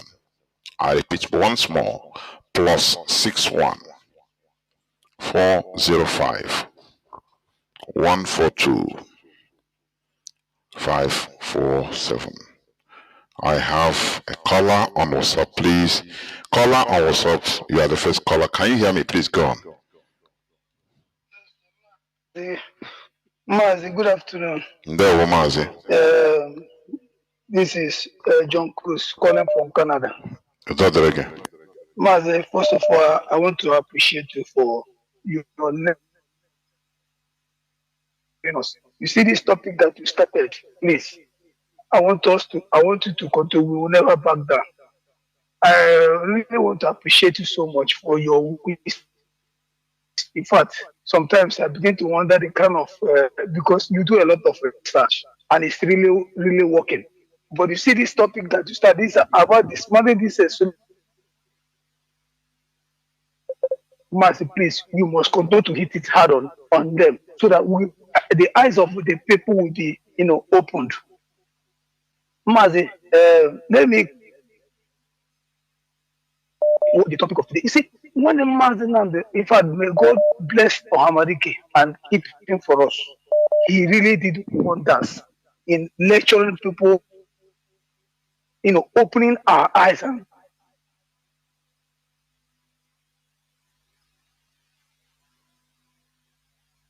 Mazi, you see some of these some people. When Mazi Nnamdi Kanu started, I can remember when people were just saying that we are calling us miscreants. Do you know? Assuming that we back down, maybe because of the regulatory names they are calling us, because those things they are doing just to weigh us down. They were calling IPOB miscreants. Is it not this problem? Now it's no longer miscreant. Do you see? So please, I will encourage every IPOB member to continue.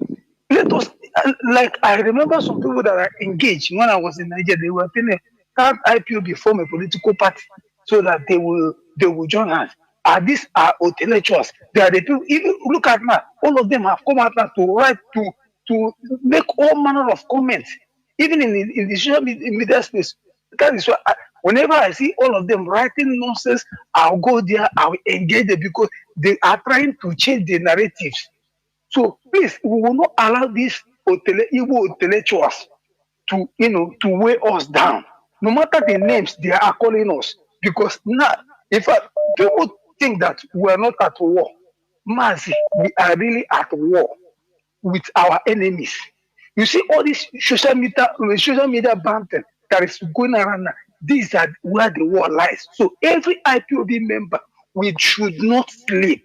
Let us not be weary because this is the time. This is the time. Let all of us join hands. Anywhere you see any comment against IPOB, go there. Make sure that you change that narrative. Make sure that you educate them. That is why they cannot stand us. I'm really happy for this barrister Dalenti. He really dealt with that Ishegumi. He really dealt with him with superior argument. Trying to make people to understand. Do you see how they are moving about trying to change the narrative? Maz, please let every IPOB member. I am urging everybody so that our leadership, in fact, bless them.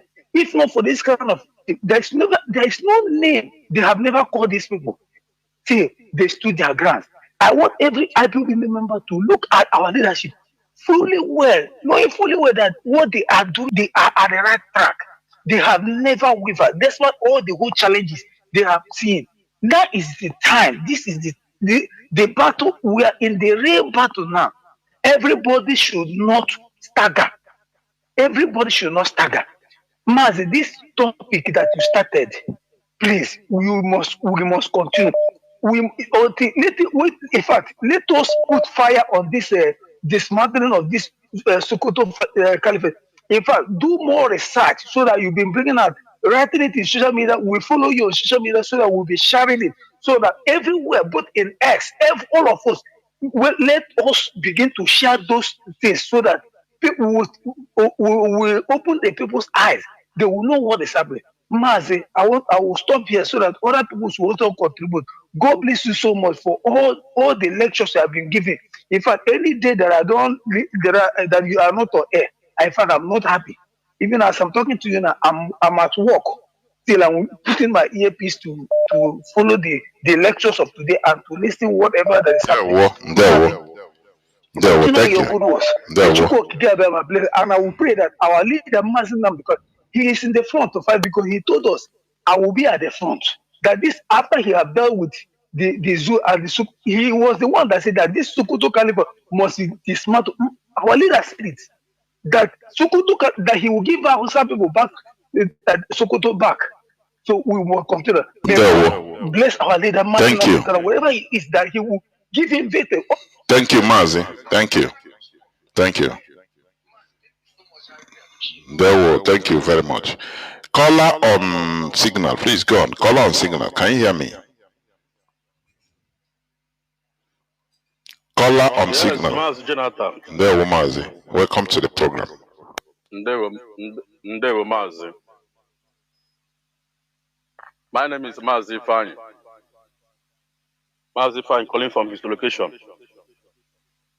Mazi, I concur with you. We must carry it up. Sokoto Caliphate must be dissolved. Hashtag. That's not our campaign, which we are going to carry on. But Mazi, first of all, let me just thank IPOB leadership. And also, let me thank our Eastern State Network. And I pray, Mechiko Kabiama, protect our men who are doing the good job, to protect our land and also make our farmers to go back to the farm. Mazim, let me use this media to tell our people, if you are in this struggle and you don't have a S account called Twitter account, if you're in this struggle, if you're a member of IPOB, you don't have Twitter account.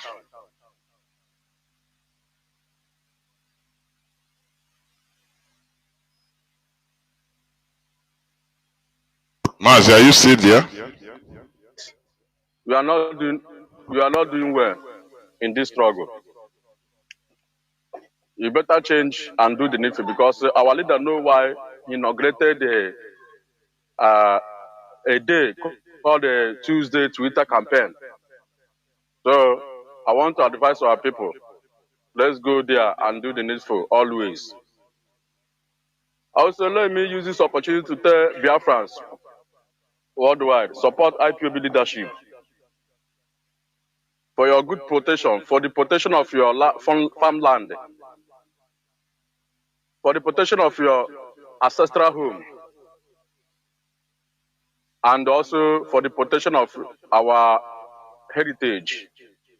Mazi, look at it, the Nigerian government trying to ban the indigenous language. All this initiative, all this plan is handwork of Britain. Britain, they are the people that are pushing them. How can you ban indigenous language?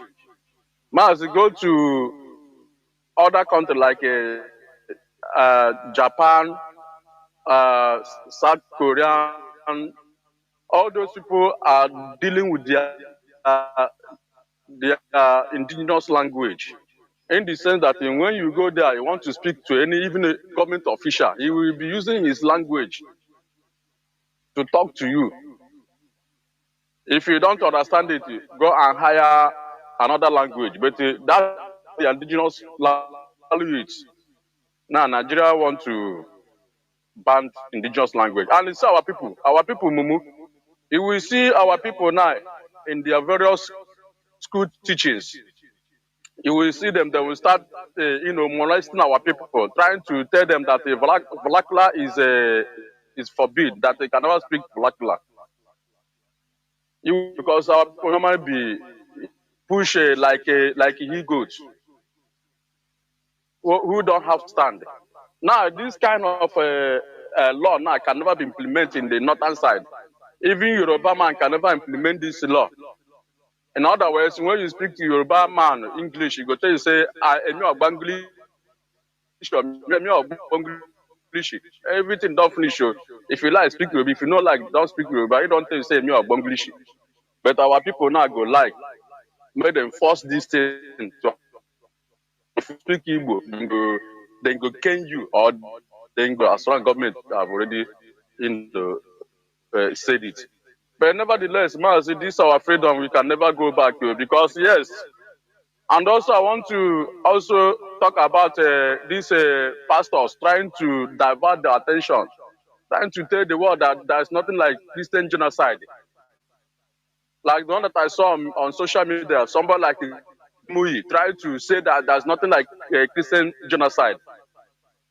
Mazi, all these pastors, all these GOs that are trying to, deny this Christian genocide.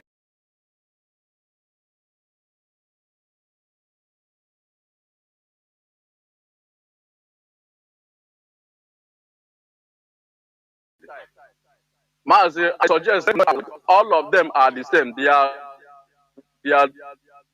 and they are putting in the same plan. Stop.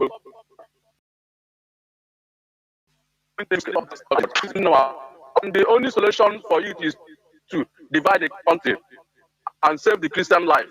If they allow Nigeria to remain one, they will be killing Christians. They will be killing Christians. Only the solution is to divide this country. Let the Christians have their life full and they face their religion. Mas, that's only what can solve this issue. I thank our leadership. Mas, let me just drop here. We must go forward. We are not going back until we get our freedom. And we are not begging to give us our freedom. We must take our freedom. Mas, God bless you. Thank you. I sign off from here. There were Mazi. Thank you very much. We have no back to go through. That is it. Caller on WhatsApp, please go on. Caller on WhatsApp, can you hear me? Caller on WhatsApp, can you hear me? Please go on. Caller on WhatsApp once more. Can you hear me? Caller on WhatsApp.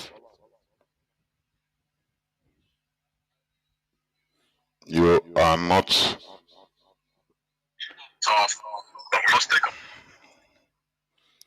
Caller on WhatsApp, please go on. Can you hear me? Mazi Scavenger.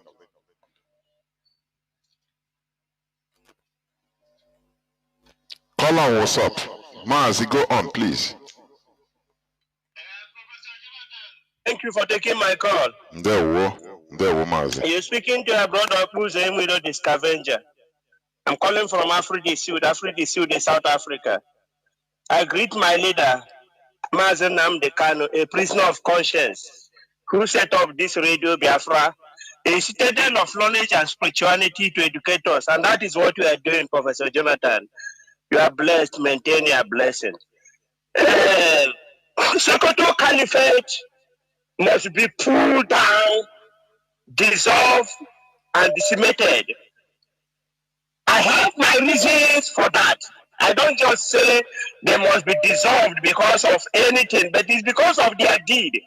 Because this Sokoto Caliphate, Professor Jonathan, you know that this Sokoto Caliphate is like the maker of the Biafran politicians. The maker. It's like, do you know that this Sokoto Caliphate is where, it's like there is where they get their power. I will give you the examples. Like you're talking about people, you ask us question here, you say that the Fulanis are lobbying. They lobby, they go even outside the country to lobby. And in the same Sokoto Caliphate, the sultan of Sokoto, did you know what he told Nigeria? He said that this Boko Haram, that they're not fighting against people. They are not, even the people they are killing is not enough for them to be killed. That they are not enough. He said that so this Fulani, these Boko Harams, that they are fighting for good government. They are fighting for good government. That is what they are fighting for. That is what Sultan of Sokoto said. And Gumi instead said that these terrorists that they are killing, the people they are killing, he accepts that they are killing, they are raping, they are doing all manner of things. But he is canvassing for them, lobbying for them to come and sit down to sit with the government. He wanted them to negotiate with the government. Professor Jonathan, can you hear me? Yes, Mazi, go on. Negotiating, lobbying for government to negotiate with the terrorists. Do you see how they lobby? Do you see how they do? And guys, you ask us question to say that we are lobbying for us. Professor Jonathan, well, you know you are our professor. Sometimes there are a lot of things on your head. I can tell you that the Biafran people, or let's say the Biafran governors and the elites, they are lobbying. They are lobbying for Biafrans. Let me give you an example of their lobby. Or Ananse have gone to Sokoto, wanted to go to Sokoto Caliphate to ask them for forgiveness on behalf of Biafrans. Is that not lobby? That is a lobby to me. That is their own lobby, their own capacity. This is how they lobby. Did you know that Chitamba gathered all the traditional rulers in Enugu State and also wanted to go and lobby against his own people? He took them to go and beg to Sokoto Caliphate to talk to his people, the Boko Harams, the Ansaru, the Iswa, the Akadan Magdalene, all of them together, come together, so that they can have peace in Enugu State. That is lobby. Did you know that Soludo went even to America to lobby for Biafrans? Because it's a lobby it is. And he is lobbying against his people and lobbying in favor of the Fulanis. But he's saying that 99.9% of what is happening in Biafra land are the Biafrans. Is that not lobbying? Is it not the same? Is it not the Peter Obi who was lobbying to the extent that he go and eat with the Fulanis, the Anamajiris on the floor? That was after he had lobbied to say that the Biafra have died 52 years ago. These are the type of lobby you get from your own people. So they are lobbying.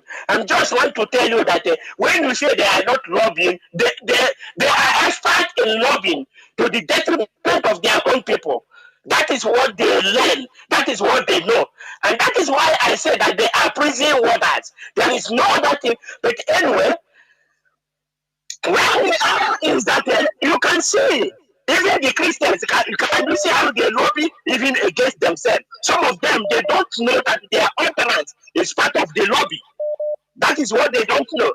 For us, we have decided our fate. We have seen that these people, the Fulanis, they came to conquer, they came to do anything, they came to kill. That is in their blood. They can never change. And that is why I'm pleading to American President Donald Trump. Just call this name. You are a honorable, strong man. Don't be afraid. Like Tony Blair and Obama them.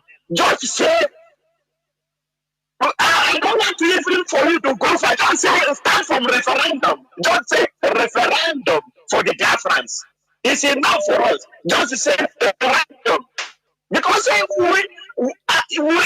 don't want America to come and be traumatized in Nigeria, because the people they're going to meet are not, some of them are not human beings. Some of them are not human beings. Because you cannot tell me you are human being enough and somebody wanted to save you, you're talking of your property. And somebody whose house is on fire is now chasing a rat, talking of rat, when your house is on fire.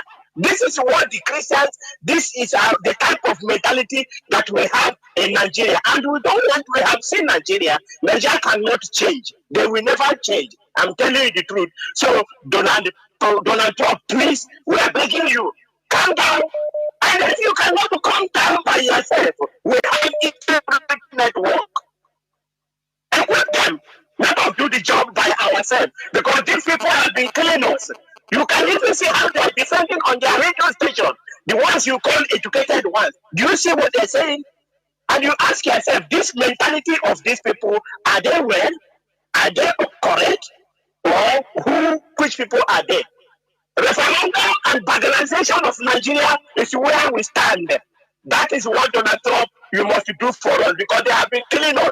Please, don't do this halfway. Don't stop. Do it immediately. Close your eyes. Donald Trump, close your eyes and do what God told you to do. Don't disobey God. Don't disobey humanity. Save the world. Because once that entity called Nigeria is recognized, you will see the black man race on earth will be free. Thank you, Professor Jonathan, for taking my. There we I love you. I feel the members of my blood. Bye. There we Mazi. Thank you very much. Thank you very much. Caller on signal. Mazi Oba, can you hear me? Caller on signal. Yes, Professor Jonathan. There we Good evening from my side. Remember Mazi Celestine Oba, calling from Ground Zero Homeland, Akwa Ibom, precisely. Professor Jolas, this is a very important and interesting topic, and we must have to deal with it precisely. Let me quickly ask President Trump that if he is dealing with Fulani terrorists in Nigeria that are killing Nigerian Christians, Sultan of Sokoto must not be exempted, because he is the supreme terrorist in Nigeria. So he cannot be excluded. So one other thing that is very confusing to me is when you look at the Nigerian as presently constituted, they say they are running presidential system of government. And the one funny thing is that presidential system of government is not monarchy in nature. Sovereignty belongs to the people. It is unlike what do you call it? Parliamentary. The parliamentary system. Thank you so much. It's unlike parliamentary system of government where the sovereignty lies to the king. The sovereignty of the state or the nation is in the hand of the monarchy. This presidential system is not monarchy. Why then would Sultan of Sokoto now become the supreme head of Nigeria, not just Muslim, because as a president, the power of Sultan of Sokoto override the Nigerian constitution. And personally, this thing gets me off. I cannot even understand it because I don't know which kind of Nigeria is this. Huh? So that evil forest must be dismantled if the indigenous people of this component called Nigeria must breathe. It must be dismantled. And another thing that pissed me off, when you look at how this traditional rulers council is constituted, this thing has transited to our land, that they even want to use them. In fact, they are using them to suppress our people, because from our nature, we are not monarchical. We don't have monarchies, and that is why, from my own community, if we are bred from that concept or idea, I shouldn't have known the first essay of my own community at my own age. I shouldn't have known essay of my community. It shows me that it is not nature. It's not natural. It's something that was imposed. You understand? So all these things are things that are happening, and that is how they want to control us so that we cannot rise. Can you imagine the recent PGs they started putting up everywhere? What kind of nonsense is that? It is a tool for subjugation. It is a tool to intimidate the people into total submission. And you cannot talk about this thing without relating it to Sultan of Sokoto. He is the supreme head of all the traditional rulers in Nigeria. And you've seen that they even want to legitimize it in their Senate. So what we are saying is, President Trump is intervening so that the killing of the Christians in Nigeria will stop. That is the hashtag Christian genocide, because it continues. It is happening every day. Even today, it happens. So he must not leave Sokoto Caliphate untouched, because that is the evil forest that protect all these impunities. It is the evil forest that established blasphemy law. So if he is not responsible for it, he would have uttered word against it. Can you imagine an Islamic lawyer in Supreme Court arguing and warning the judges that if they dare try to send the guy free, that he will be executed because he insulted the Muhammad? In a Supreme Court of Nigeria, in a secular state, Professor Jonathan. Can you imagine such kind of rubbish? So what we are saying is the only option for Nigeria is total balkanization. Balkanize Nigeria so that whoever that cares to practice any kind of religion will practice in region where you are, whenever you cross it to the other region, you respect that person's law. And that is the only way we can move and develop organically. As we are yoked into this quagmire, we can't make any move away, because it is like a force of gravity that is pulling you down when you are trying to climb up. And that is what the Sokoto Caliphate is doing to the indigenous Nigerians. Let me so to say, because for us, we don't have Nigerian. Afro Bafemi Yawono will say it's a mere geographical expression, and that's what it is. So that must be dealt with. And Professor Jolas, in the absence of it, I will just allow other comrades to make their input. Biafra remain our religion. Here in Radio Biafra, we shall keep to preach the undiluted message of freedom, because that is our message as long as Biafra remain our identity. Thank you so much. Almost say Biafra. All hail Biafra. There, Mazi. Thank you very much. Caller on WhatsApp, please go on. Caller on WhatsApp, can you hear me? Caller on WhatsApp, please go on. Can you hear me? Caller on WhatsApp, please go on. Caller on WhatsApp, once more. Can you hear me? Please go on. If you are wearing any Bluetooth, remove it, because your voice is not coming out. No. This is the second time. Caller on WhatsApp, can you hear me? Please go on. Caller on WhatsApp, please go on. Can you hear me? There, please go on. There were my fellow Biafrans and lovers of freedom and everyone who's listening to me. My name is Idara Oku, and I'm calling from my location. Welcome to the program. Educative time for people who have been watching the affairs of this entrapment we call Nigeria. On the issue of the removal of foreign languages in Nigeria, honestly, Mazi, I just heard it from you this evening. I wasn't aware of it. But it got me thinking that at this crucial time, why is the Nigerian government removing our local languages from the curriculum when a country like Ghana just made it compulsory for schools to teach, for schools at the nursery level and the primary level to teach children in the local language?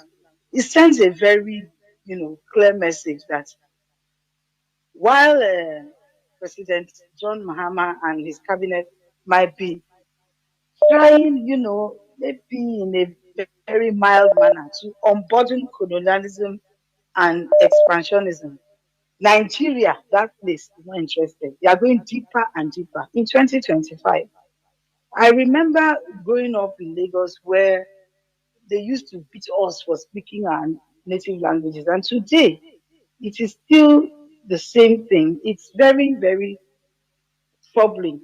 And anybody who understands what is going on should understand that these people are trying to emasculate us, emasculate anybody who is found in that contraption, and eventually Biafrans. Now, Mazi, coming to the issue of Wike and this young officer, to my own dismay, I have been seeing Biafrans, both even members of indigenous people of Biafra and people who don't know themselves, who call themselves Nnamdi or Biafrans, praising this young man because we are too emotional. We don't critically analyze things. We don't use our frontal lobes. So anybody who attacks someone we perceive as an enemy becomes our friend. Mazi, I don't believe that is always the case. In this particular case, I disagree with the young officer for as much as I disagree with Wike. Personally, I believe that Wike is a scoundrel. He's an evil scoundrel. So he deserves every single thing he got from that young officer. However, I want us to look at this thing just a little bit more critically. Mazi Jonathan, you highlighted some of the things that I was thinking and shared with some of my colleagues that this man called his boss. Sorry, Mazi, Wike called the man's boss. The boss did not say, "You hold on, let me call the officer." Rather, he said to Wike, "Give your phone to the officer." It was very funny to me because that is what I see happening when police stops people on the road. They will call one big man in the police. Big man will say, "Give your phone to the person." The person will say, "I don't want to talk to anybody." If that man, the officer that was called, I don't know who, chief of defense staff or whoever, if he had any shred of respect for Wike, he would have said, "Hold on, let me call the officer myself." That was the first body language that showed disrespect. And I'll tell you who the disrespect is directed to at the end of my submission. The second one was the man spoke to his Oga. He did not stand down. He still told Wike to jack off, to get off. And Wike left in shame like a dog between his tail. And the first thing that struck me when I watched that video was this person has a northern accent. I'm sure it's Fulani. It didn't take me up to 2 hours before I did my intern and realized that, aha, he's a hardcore, thoroughbred Fulani young man. And he sent a very resounding message to every Biafra that you see you, if you like, be vice president of Nigeria.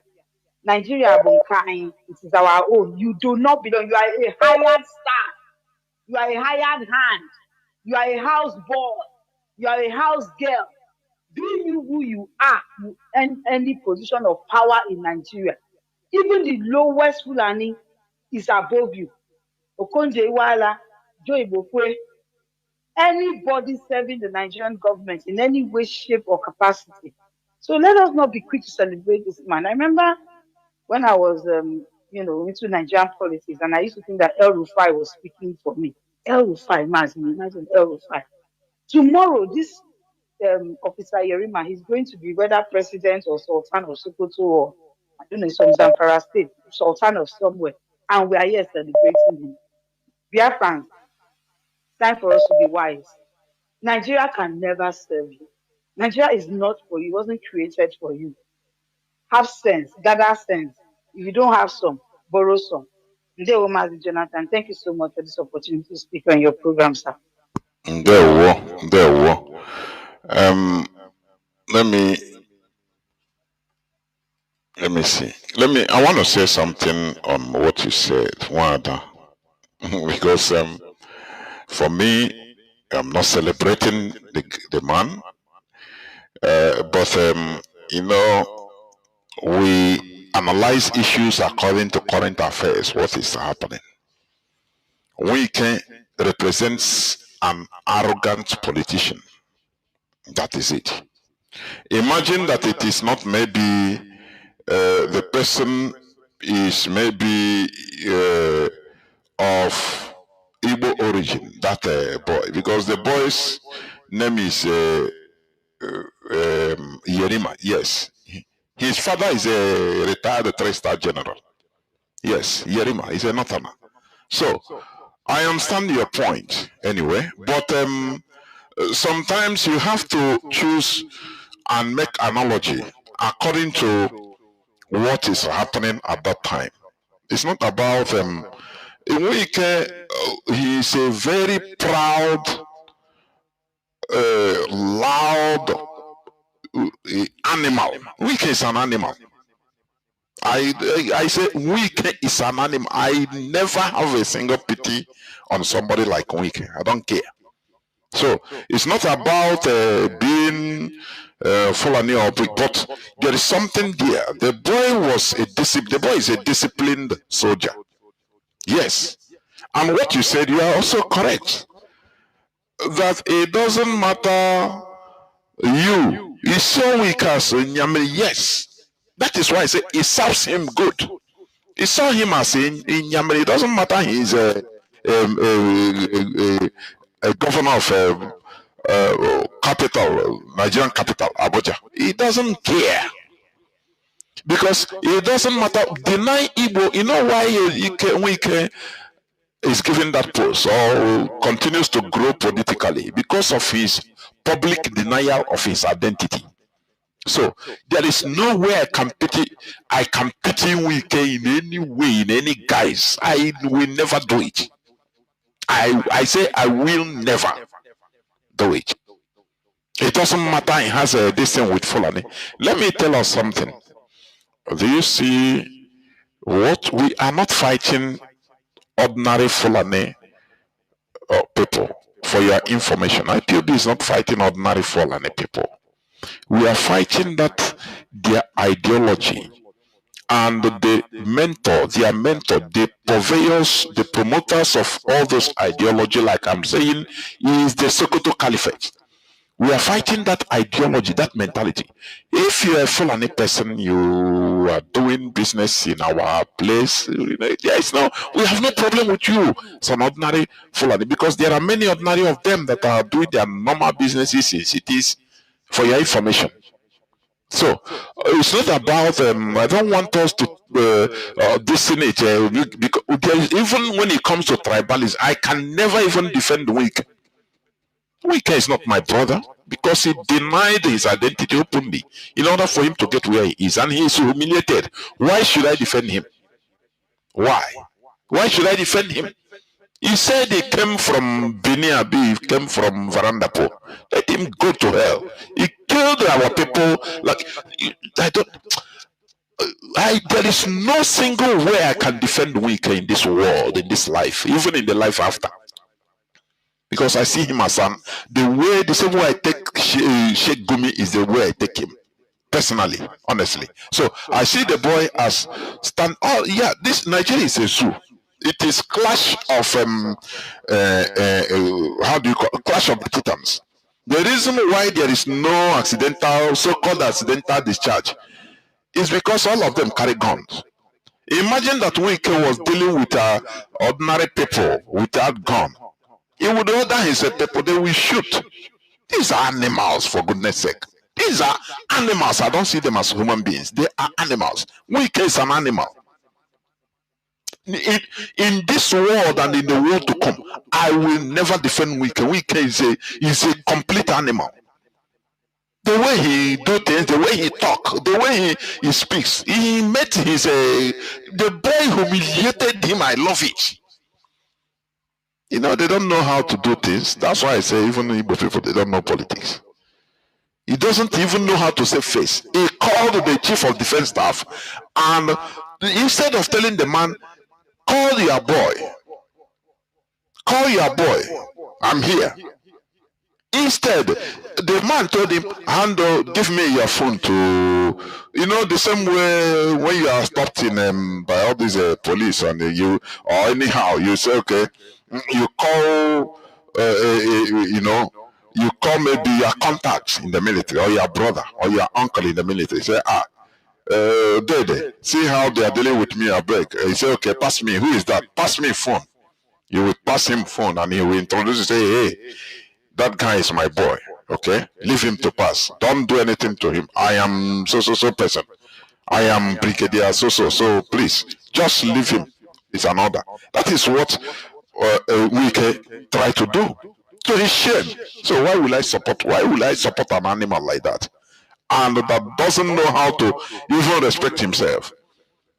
Somebody like that, immediately he went there, he shouldn't even be confronting that person. After all, he should have order. That's why I say Nigeria is a complete zoo. Before going to this issue of land, our people, they don't understand. That's why I say they don't know politics. They don't know what Nigeria means for them. They thought that they have the same caliber, the same right with the caliphate. They don't. When time reaches, they bring them down. They publicly, show them another thing. They disgrace them publicly. Wike was completely disgraced. He was thinking, he's a butterfly, thinking that he's a bird. That is what Igbo politicians in Nigeria used to think. But when it reaches to a certain extent, they will tell you they will show you your level. Say, hey, you behave yourself. It doesn't matter. You are nothing to me. You can't give me command. That is what the boy showed to him. He didn't know how to even go about it. Normally, if he sent his maybe orderly or his personal assistant first to talk to the boy so that they will pass. If you don't allow him, in order not to disgrace himself, he will just simply go without making any fuss about it. But he went there to say, hey, I am the minister. Come on, who are you? The boy stood his ground because he has his order. The boy has his order as a military person. He has his order. Before Wike should have come there, he should have made sure that, okay, he resolve anything with the boss of all these people, of the boy. But no way. So that is their cup of tea. I don't blame the boy, honestly. Caller on WhatsApp, please go on. You'll be the last caller. Caller on WhatsApp.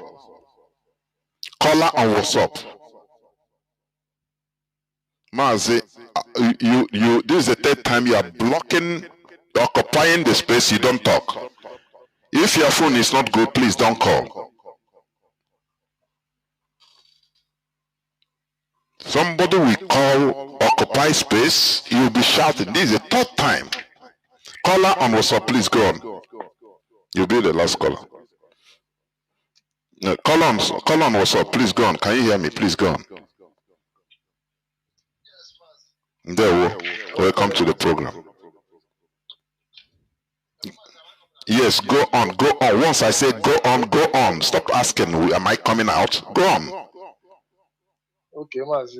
Yeah, Mazi will be calling from Oka. You know, I want to comment about the insecurity and the terrorism fight.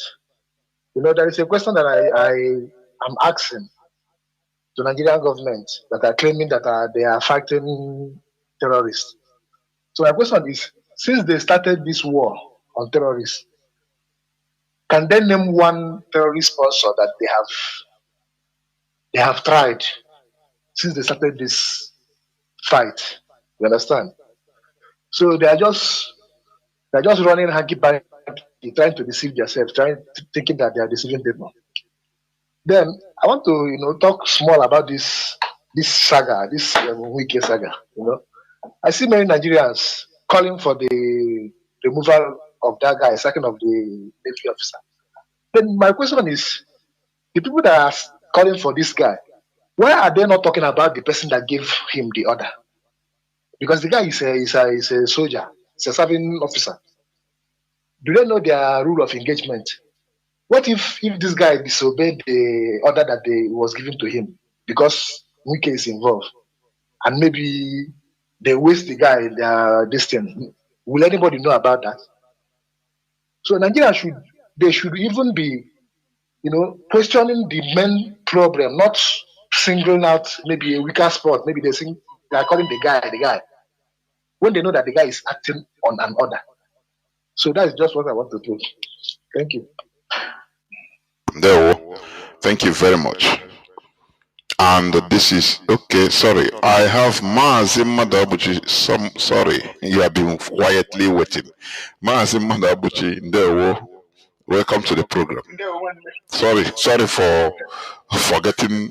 There, please. No worries, my brother. No worries. There. One of the things I want to talk tonight is the idea of stopping or removing ethnic language from Nigerian curriculum. Just imagine. I will tell Biafrans, this is once more one of the stark differences between Nigeria and the Republic of Biafra. You see, in Biafra, every ethnic nationality will have their own House of Parliament and make their own laws in their languages. Say it a Igbo ethnic nationality, be it a Jaw, be it Efik, Urobo, Isoko, Ishekiri, Anan, Ibibio, Igala. Every ethnic nationality in Biafra will be making their own laws in their language, in their own parliament, so that our languages will never die. They are telling us Igbo language will die, Igbo language will die. I did Igbo. I scored A in my wife in Igbo. So they want us to not name our mother tongue anymore. This is the what do you call it? Colonial or neo-colonial construct. And we Biafrans must resist it, because like you said, you rightly said, my brother, they will never implement this in the north, nor will they implement it in the west. So what am I talking about? In the United Kingdom, they have Welsh Assembly, they have Scottish Assembly, They have Northern Ireland Assembly. They make their laws in their languages. People think English is everybody speaking English. It's not true. The words have their own language that will not yet one in the if they speak it in Wales. And those have Celtic sports and the Northern Ireland, they have their own version of English, etc. But what I'm saying here is that our languages, our ethnic languages in Biafra will never die, and we make sure of that, and that's why everybody should join hands and let's restore Biafra, so that we speak our language and maintain them. And so, my brother, the idea that it is climate change, desertification, deforestation, that creates a planet invasion and the destruction and killing and maiming and the destroying lives and properties of the indigenous people in Nigeria. And why this is very important? This man called the Star Dafuga, called the Sultan of Sokoto, he is heading the organization that is forming this, what do you call it, propaganda and gaslighting of people, so that they will not think about why foreigners are killing a country with arms and killing people. Or they tell you they are running from desertification. Really? Now, the question here is, so these terrorists are supposedly fleeing climate change, etc. Where are they coming from? Say they are coming from Senegal, Mali, Mauritania, Guinea, Burkina Faso, and Niger, etc. But these countries are thriving and developing. Are they telling me that now? Why are only Fulani who are escaping the supposed climate change? And why should they come with sophisticated arms and be using those arms on their innocent and welcoming hosts? This is a question for Fulani and for Sultan of Sokoto. So, why are successive governments of Nigeria enabling and defending this unacceptable dereliction and negligence of duty? This is what is a definition of capitocracy and kleptocracy.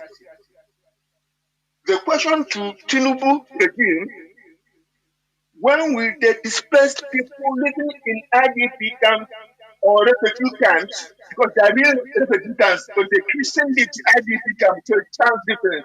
When will these people go back to their homes?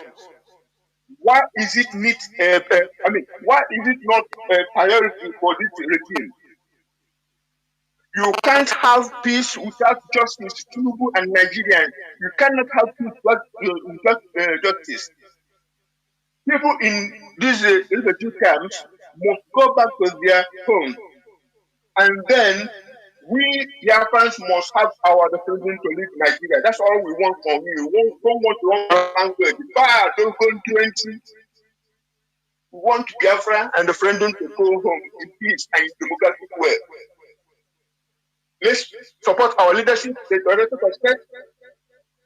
Let's support the Eastern Security Network, our vigilante. Let's join hands together and restore Biafra. God bless Biafra. Thank you very much.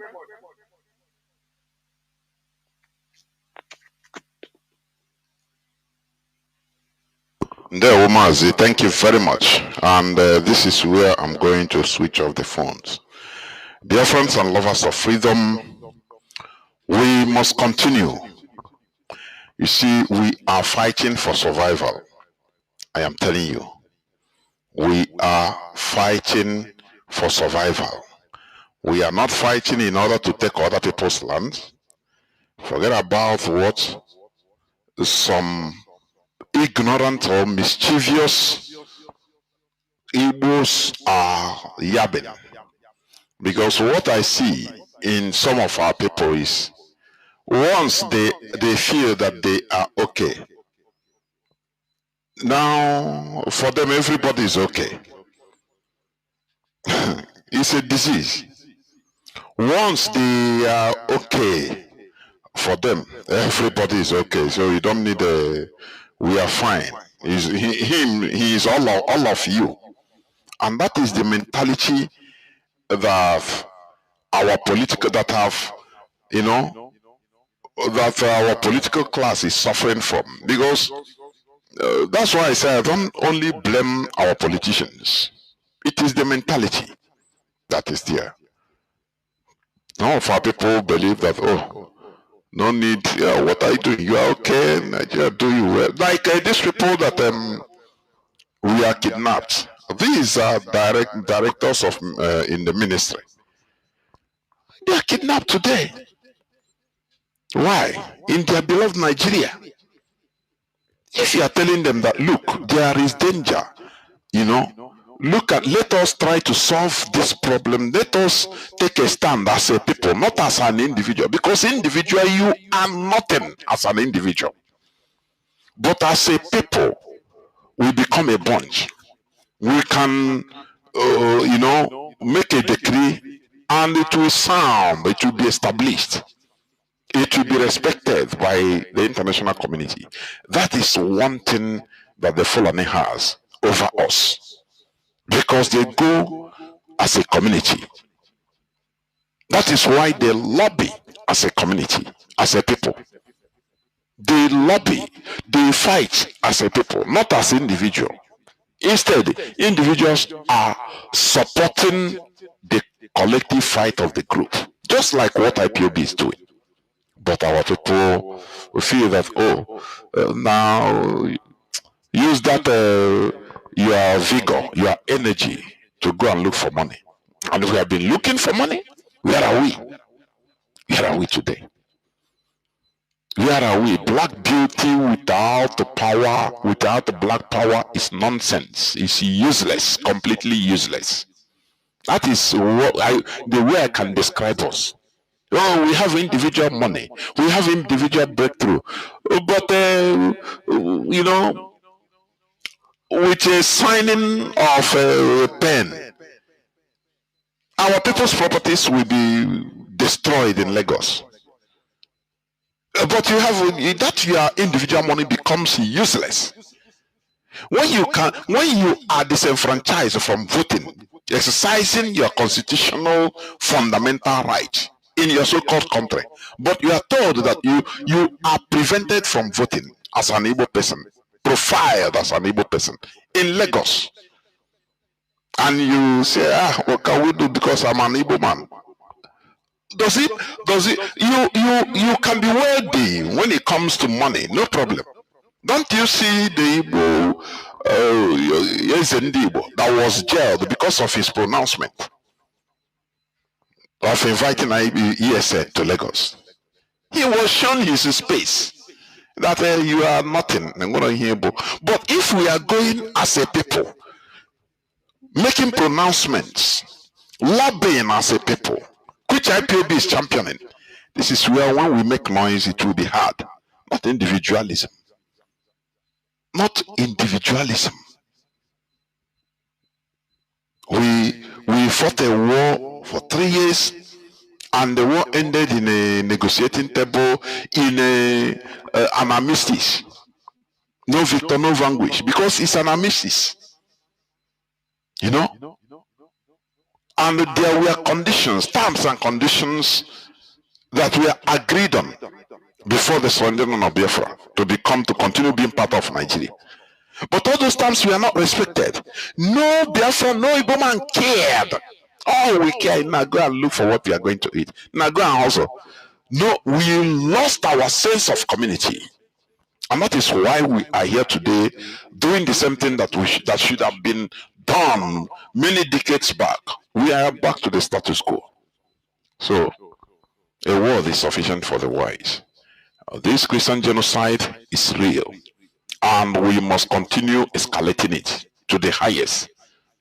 The only solution is balkanization of Nigeria. Otherwise, there is no way you can join the divergent core values to stay together in one country. It didn't work in Yugoslavia. Why should it work in Nigeria? Because of divergent values, ethnicity, nationalism of different tribes. Yugoslavia was the solution. They saw that there is no way these people can live together because of ethnic animosities. It has been going on in Nigeria for many decades. They continue forcing, say, continue. No, one Nigeria, defend one Nigeria. As if Nigeria is natural. No, Nigeria was created only in 1914. It's an artificial country. The same way Yugoslavia is defined today. Go to Google and type about Yugoslavia. You see that it is defined an artificial country. But during the time of the existence of Yugoslavia, they didn't define it like that. But it's no more. That's why. So Nigeria today will be defined as an artificial country tomorrow. Once it's divided, because they know. The international community, they know. The West, they fully understood. They are just playing pranks. They are patching. So that to continue exploiting the resources in Nigeria. So that tomorrow if he finishes, they say, okay, you people can divide, no problem. Our separation, the division of the balkanization of Nigeria will bring peace and tranquility, and it will even promote business, international business, between Biafra, Nigeria, Oduduwa, and other international communities. It will be a win-win situation. That is where we stand. Otherwise, if Nigeria continues existing, the killings, the killings, the terrorism, the Christian genocide will continue, will worsen, and the killings will be exported internationally. I am telling you, because the caliphate will continue looting the fund, we continue taking the money, stealing our resources in order to finance their terrorist decolonization of the indigenous people through Islamization. That is why I continue saying that the Sokoto Caliphate must be dismantled. Thank you for listening. Biafra remains our religion. Biafra remains who we are. Biafra is our ideology. For me, Mazi Jonathan Chinedu, from here, it is simply good evening.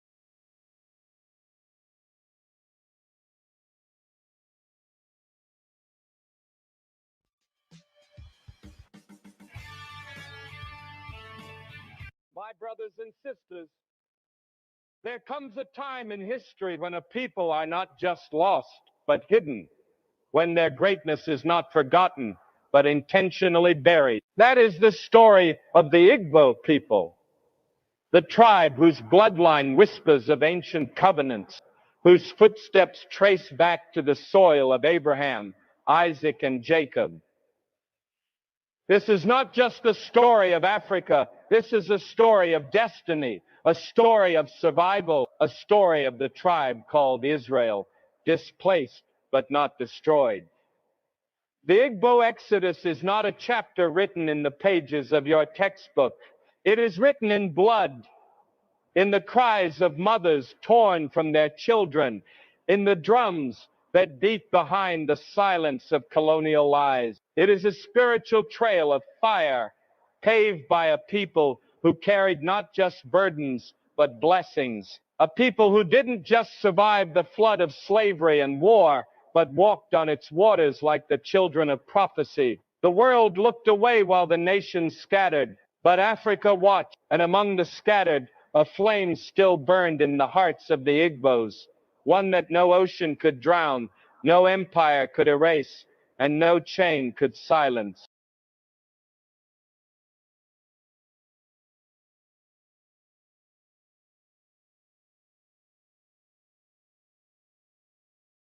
They were exiled, but not erased. enslaved but not stripped of spirit.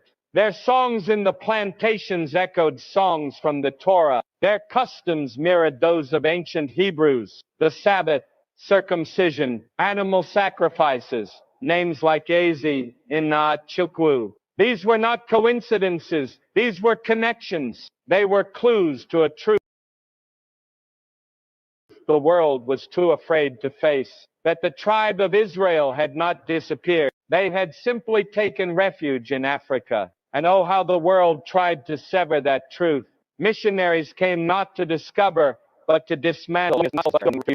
They erased, renamed, and silenced. But they could never kill what God had marked, because God does not forget his promises. He does not misplace his people. Even when the world forgets your name, he remembers your bloodline. Even when your identity is stolen, your destiny is still written in the heavens. The Igbo are not just a people, they are a prophecy, a sign that the tribe of Israel still walks this earth in brown skin, in African soil, with sacred fire in their hearts. You may be told you are Nigerian, but you are more. You may be taught you are African, but you are ancient. You may be branded as tribal, but you are chosen.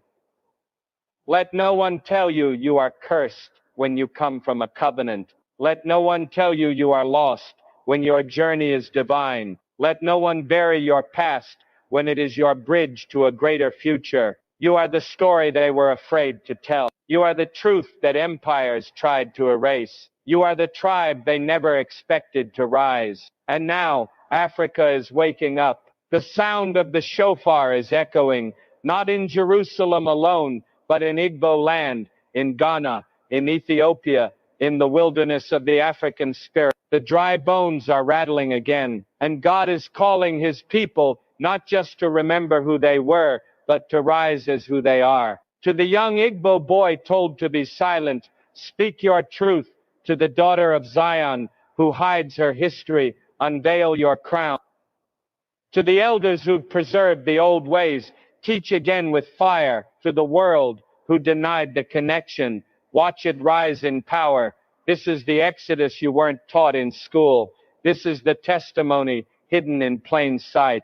This is the cry of Africa's displaced nation. But they are not victims, they are vessels. They are not abandoned, they are appointed. They are not lost, they are being led home. And when they rise, not just a people will rise, but a prophecy will be fulfilled. This is the beginning of revelation. This is the awakening of a forgotten Israel.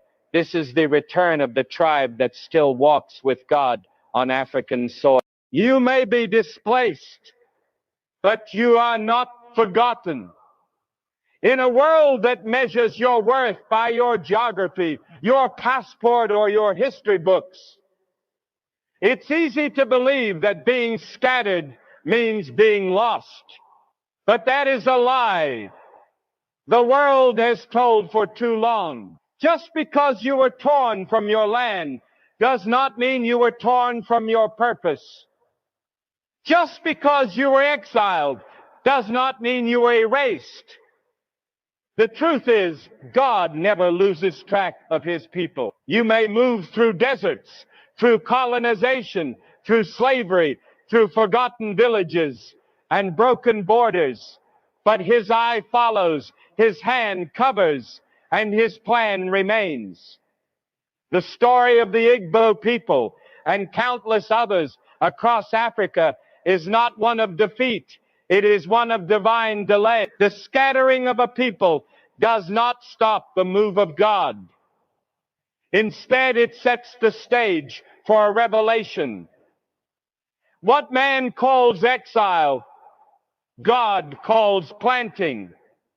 What the world calls displacement, heaven calls preparation. And the day is coming when what was hidden will be honored, what was oppressed will be lifted, and what was forgotten will be remembered with fire and glory. There is a powerful promise wrapped in your pain. Your bloodline carries something ancient, something holy. Though you've been mislabeled, mistreated, and misunderstood, none of it canceled your calling. You walk with the DNA of prophets, priests, and kings. And though empires tried to scatter you like dust in the wind, they forgot that seeds grow when buried. And you, my brother, my sister, you are beginning to bloom. The world may not see the journey. They may not know the prayers of your ancestors, the songs they sang in captivity, the tears they wept on foreign soil. But heaven heard. Heaven recorded every cry, every prayer, every act of faith in the darkness. And when God remembers a people, it is not a gentle thought. It is a roar that shakes nations and rewrites history.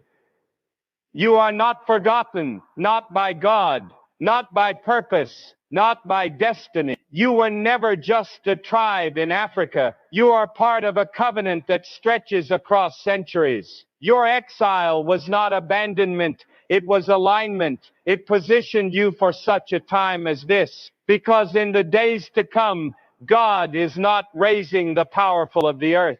He is raising the faithful, the ones the world thought were finished, the ones buried under the weight of colonization and lies, the ones scattered like ash, but rooted in glory. You may have been displaced by men, but you are placed by God. And where God places you, there is promise, there is purpose, there is power. Let the world forget your name. Heaven never will. The world tried to erase you, but God wrote you in fire. They rewrote your history, renamed your villages, silenced your prophets, and buried your language under centuries of chains, lies, and foreign flags. But they forgot one thing. God doesn't write in pencil, He carves in flame. And when heaven speaks, no man can silence it. You were never a mistake. You were a message, a living scroll, breathing prophecy, walking revelation. They tried to erase you, not because you were weak, but because you were powerful, dangerous to the systems of oppression, a threat to the lies of superiority, a mirror to the world's buried truth. They didn't just want to conquer your land, they wanted to erase your memory, strip you of your name, replace your gods, rebrand your royalty as savagery. They couldn't stomach the thought that the people they enslaved once walked with the divine, once spoke in the tongue of priests and patriarchs, once carried the sacred torch of faith long before a European ever held a Bible. They tried to erase that truth because it disrupted their control. But what man tries to bury, heaven raises in power. You see, God doesn't write fragile stories. He writes epics with pain, glory, exile, and return. He marks His people with fire, not ink, so they can't be burned out, faded, or edited. You were written in the fire of deliverance, in the blaze of prophets, in the heat of prayers whispered through chains and generations. And fire doesn't die in darkness. It glows brighter. You are not just a name on a census. You are a chapter in the eternal story. Every time you rise, every time you reclaim your voice, every time you teach your children where they truly come from, heaven shouts and hell trembles. Because your rising is not just cultural, it is spiritual. It is the resurrection of a silenced people. It is the unraveling of a lie that went unchallenged for centuries. The fire that wrote your story still burns. It's in your blood, your bones, your breath. That's why you keep surviving. That's why, despite everything meant to crush you, you still create, still lead, still sing, still shine. Because you weren't just born, you were lit. You are the flame they couldn't put out, the truth they couldn't bury, the evidence they couldn't destroy. Let the world try to erase you. Let them deny the history, dismiss the evidence, and downplay your brilliance. It won't change what's already written. Because heaven doesn't need permission to raise what the world has buried. Your very existence is proof that God's pen still writes in the language of fire. And you, child of covenant, descendant of kings, remnant of Israel, are the message the world can no longer ignore. Bloodlines don't lie, because in the blood is memory, truth, identity, and legacy. History has been rewritten, manipulated, edited, and sold to the highest bidder. But no matter how many pages they tear out, no matter how many chapters they delete, the original text still lives in the blood of the people, and the Igbo are living proof of that. You can erase a name from a textbook, but you cannot erase it from a bloodstream. You can silence a voice in a courtroom, but you cannot silence the echo in the soul.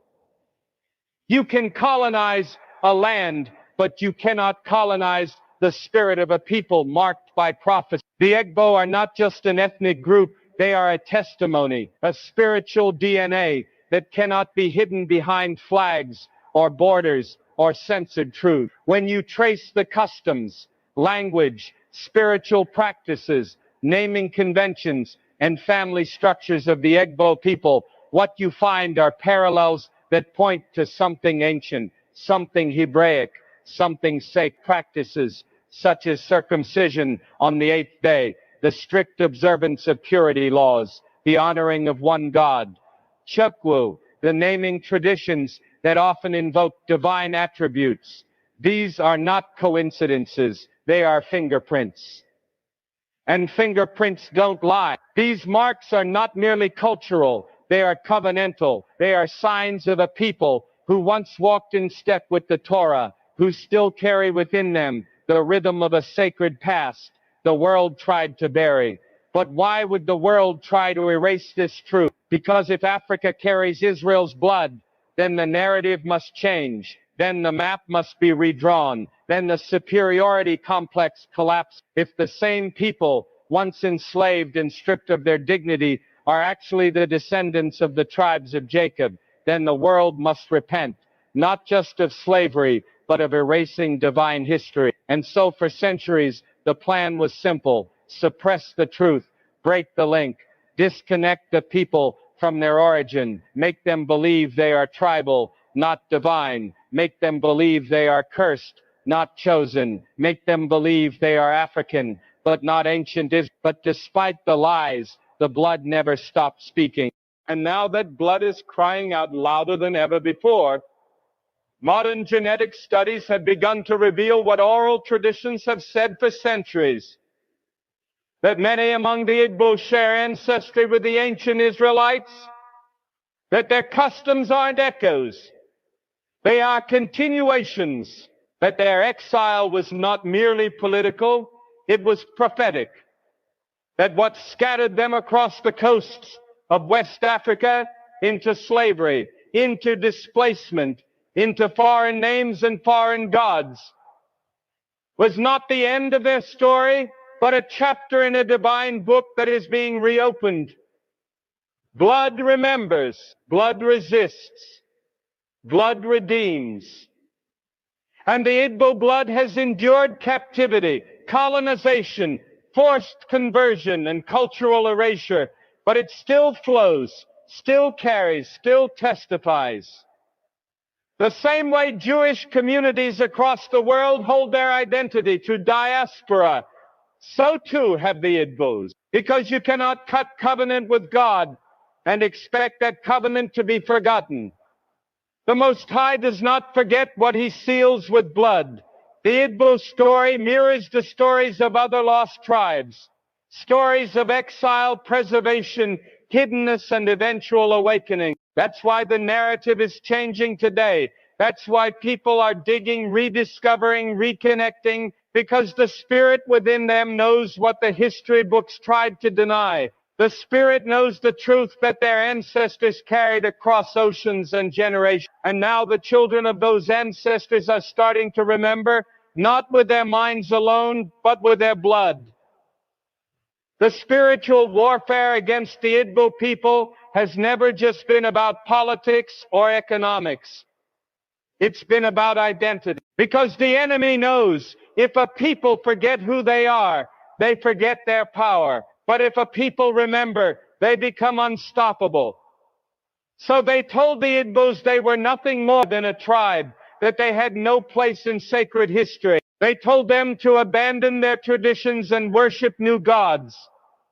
They told them to forget the old ways, to burn the scrolls written on their hearts. But some things cannot be burned. Some fires cannot be put out. The world is starting to awaken to the idea that the biblical story didn't end in the Middle East. It continued in Africa, that the promises of God stretched beyond deserts and into jungles, beyond temples and into villages, beyond kings and into homes, that the lost tribes didn't vanish. They were simply hidden for an appointed time. And now that time is coming. Now the bones are shaking. Now the spirit is stirring. Now the truth is rising. The Igbo are not just people of survival. They are people of prophecy, and prophecy doesn't die. It waits. It waits until the world is ready. It waits until the people are ready. And now the cry of restoration is being heard, not just in synagogues or churches, but in the hearts of those who carry the truth in their blood. The truth that they are Israel, not a replacement, not a cup, but the continuation of a covenant too sacred to be lost. So to the young Igbo man who wonders where he comes from, know this: you are not a remnant of colonization, you are a remnant of revelation. To the young Igbo woman who feels out of place in a world that doesn't see her truth, know this: your identity is not based on what the world calls you, but on what God wrote in your blood. You are proof that the story of God's people is not limited by geography or language. You are the bridge between Africa and Israel. You are the evidence that bloodlines carry more truth than textbooks. You are not forgotten. You are not lost. You are not just African. You are prophetic. The world can deny it. The governments can ignore it. The textbooks can omit it. But heaven has already written it, and heaven never lies.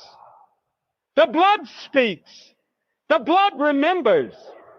And the blood of the Igbo is still speaking the truth. The world tried to bury that they are Israel, that they are chosen, that they are rising. Change couldn't break you because covenant still binds you. That truth echoes across generations like a drumbeat under the surface of silence. The world saw the chains. They saw the auctions, the shackles, the stolen names, the broken back. They watched as your ancestors were dragged from their land, herded onto ships like cattle, treated as less than human. They thought that was the end of the story. They thought the story of greatness would die on the auction block, that the sacred identity would drown in the middle of the Atlantic, that divine calling could be severed with steel and blood.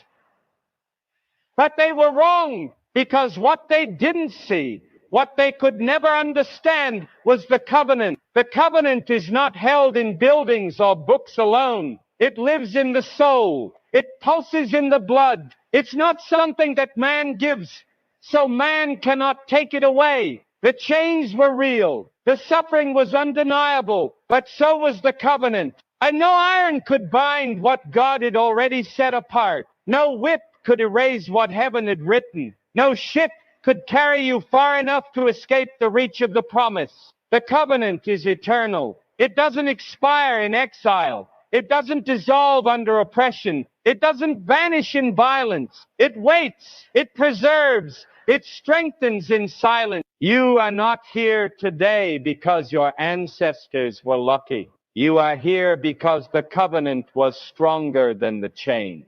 The same covenant that walked with Abraham under the stars. The same covenant that burned in the bush before Moses. The same covenant that led Israel through the Red Sea still burns in the hearts of those who descended from those torn from the motherland. They tried to take everything, your names, your languages, your customs, your families. But they couldn't take what God gave. They couldn't strip you of what he sealed. They couldn't unbind what he bound to himself. Even in the darkest moments, the covenant never let go. In the fields of forced labor, when voices cried out in unknown tongues, when praise rose through suffering in songs born from sorrow, the covenant was alive. When mothers whispered prayers over children who would be sold the next day, the covenant was alive. When stolen people refused to forget their spirit, refused to die in despair, refused to accept that they were cursed, the covenant whispered back, "You are still mine." And now in this generation, something is happening. The shaking is returning. The remembrance is rising. The veil is lifting. The lie that your story ended with chains is collapsing, because your story didn't end in slavery. That was only the fire before the gold emerged. That was only the wilderness before the promise. That was the crucible that preserved you so you could rise again in power, in truth, in restoration. You were not meant to stay broken. You were meant to reveal God's glory. You were not meant to be forgotten. You were meant to remind the world of what it tried to forget, that those whom God calls, no empire can erase. That those bound by covenant walk with a covering that defies time, geography, and oppression. The world broke your body, but it could not break your bond with heaven. Even when your people were told they were nothing, God said they were chosen. Even when the world branded them slaves, He called them sons and daughters. Even when colonizers renamed them, He remembered their true name. And now the truth is returning, not as history alone, but as revelation, a divine realization that the same people they tried to destroy are still standing. The same people they called cursed are still creating. The same people they displaced are now rediscovering who they are, because chains rust, but covenant doesn't. What has carried you this far is not chance, it is purpose.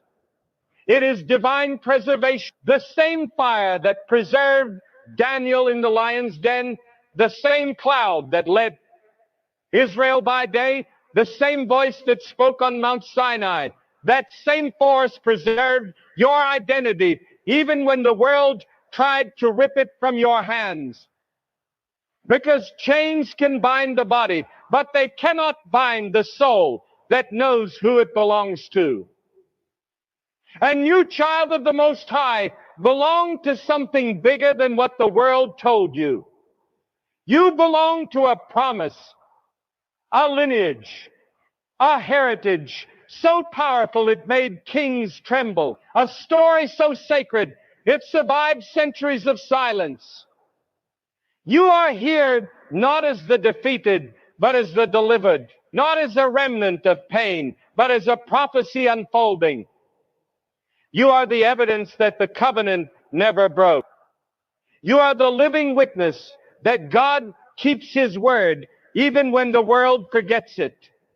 So don't walk in shame. Don't shrink in fear. Don't let the lies of history define you. You are more than what they said. You are more than the chains that tried to hold your ancestors down. You are more than the wounds you inherited. You are the continuation of a covenant that began with a whisper and now roars through generations. And that roar is calling you to rise. Rise into your identity. Rise into your inheritance. Rise into the truth that the chains were never the end. The world saw you as broken, but heaven sees you as bound to a divine destiny, to a holy legacy, to a promise that no power can stop. Your ancestors walked through fire, but they carried you through it. They didn't just survive, they preserved the promise. And now it's your turn to walk in that promise.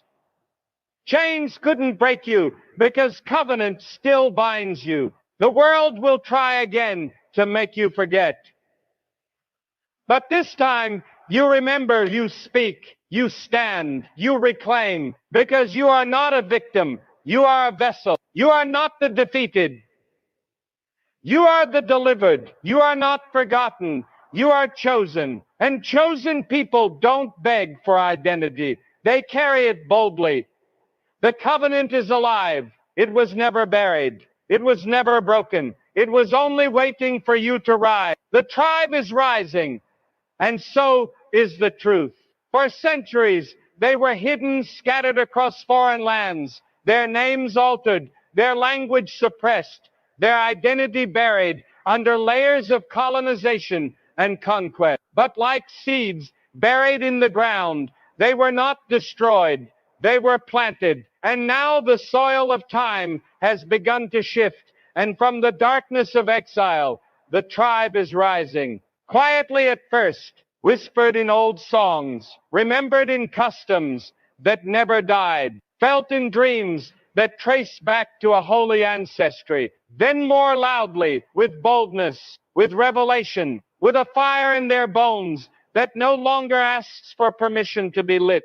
The world may not recognize the remnant. They may see them as just another group of Africans, just another tribe, just another culture. But what they fail to see is the covenant hidden inside them. What they fail to acknowledge is the divine code etched into their DNA. What they overlook is the prophetic rhythm moving in their steps. This is no ordinary rising. This is prophecy in motion. This is the awakening of a people marked by God long before empires rose and fell, long before borders were drawn, long before the names on the maps matched the names in the scriptures. This is the return of the tribe whose story was never lost, only hidden. The truth is rising too. The lies that built false hierarchies, that silenced ancient voices, that buried sacred stories under colonial dogma, they are collapsing one by one. As the tribe begins to reclaim its voice, the truth begins to break its chains. The narrative is shifted. The world, so accustomed to controlling the story, is now being forced to listen to the voices that were never supposed to survive. Voices that carry the weight of centuries. Voices that remember things the world of centuries. Voices that remember things the world tried to forget. Voices that say, we are still here. We always were. And when the tribe rises, it will not be for revenge. It will be for revelation, not to dominate, but to declare that the God of their ancestors never left them, that the promises still stand, that the covenant still holds, that the exile was not the end, but the beginning of a greater unveiling. When the world sees the tribe rise, they will see a mirror, a reflection of what was stolen, of what was hidden, of what is holy. And they will be forced to confront the truth that has always been present but never acknowledged. This truth is not loud, it is steady. It moves through families who never forgot their customs. It whispers in the sacred rites passed from mother to daughter, father to son. It sings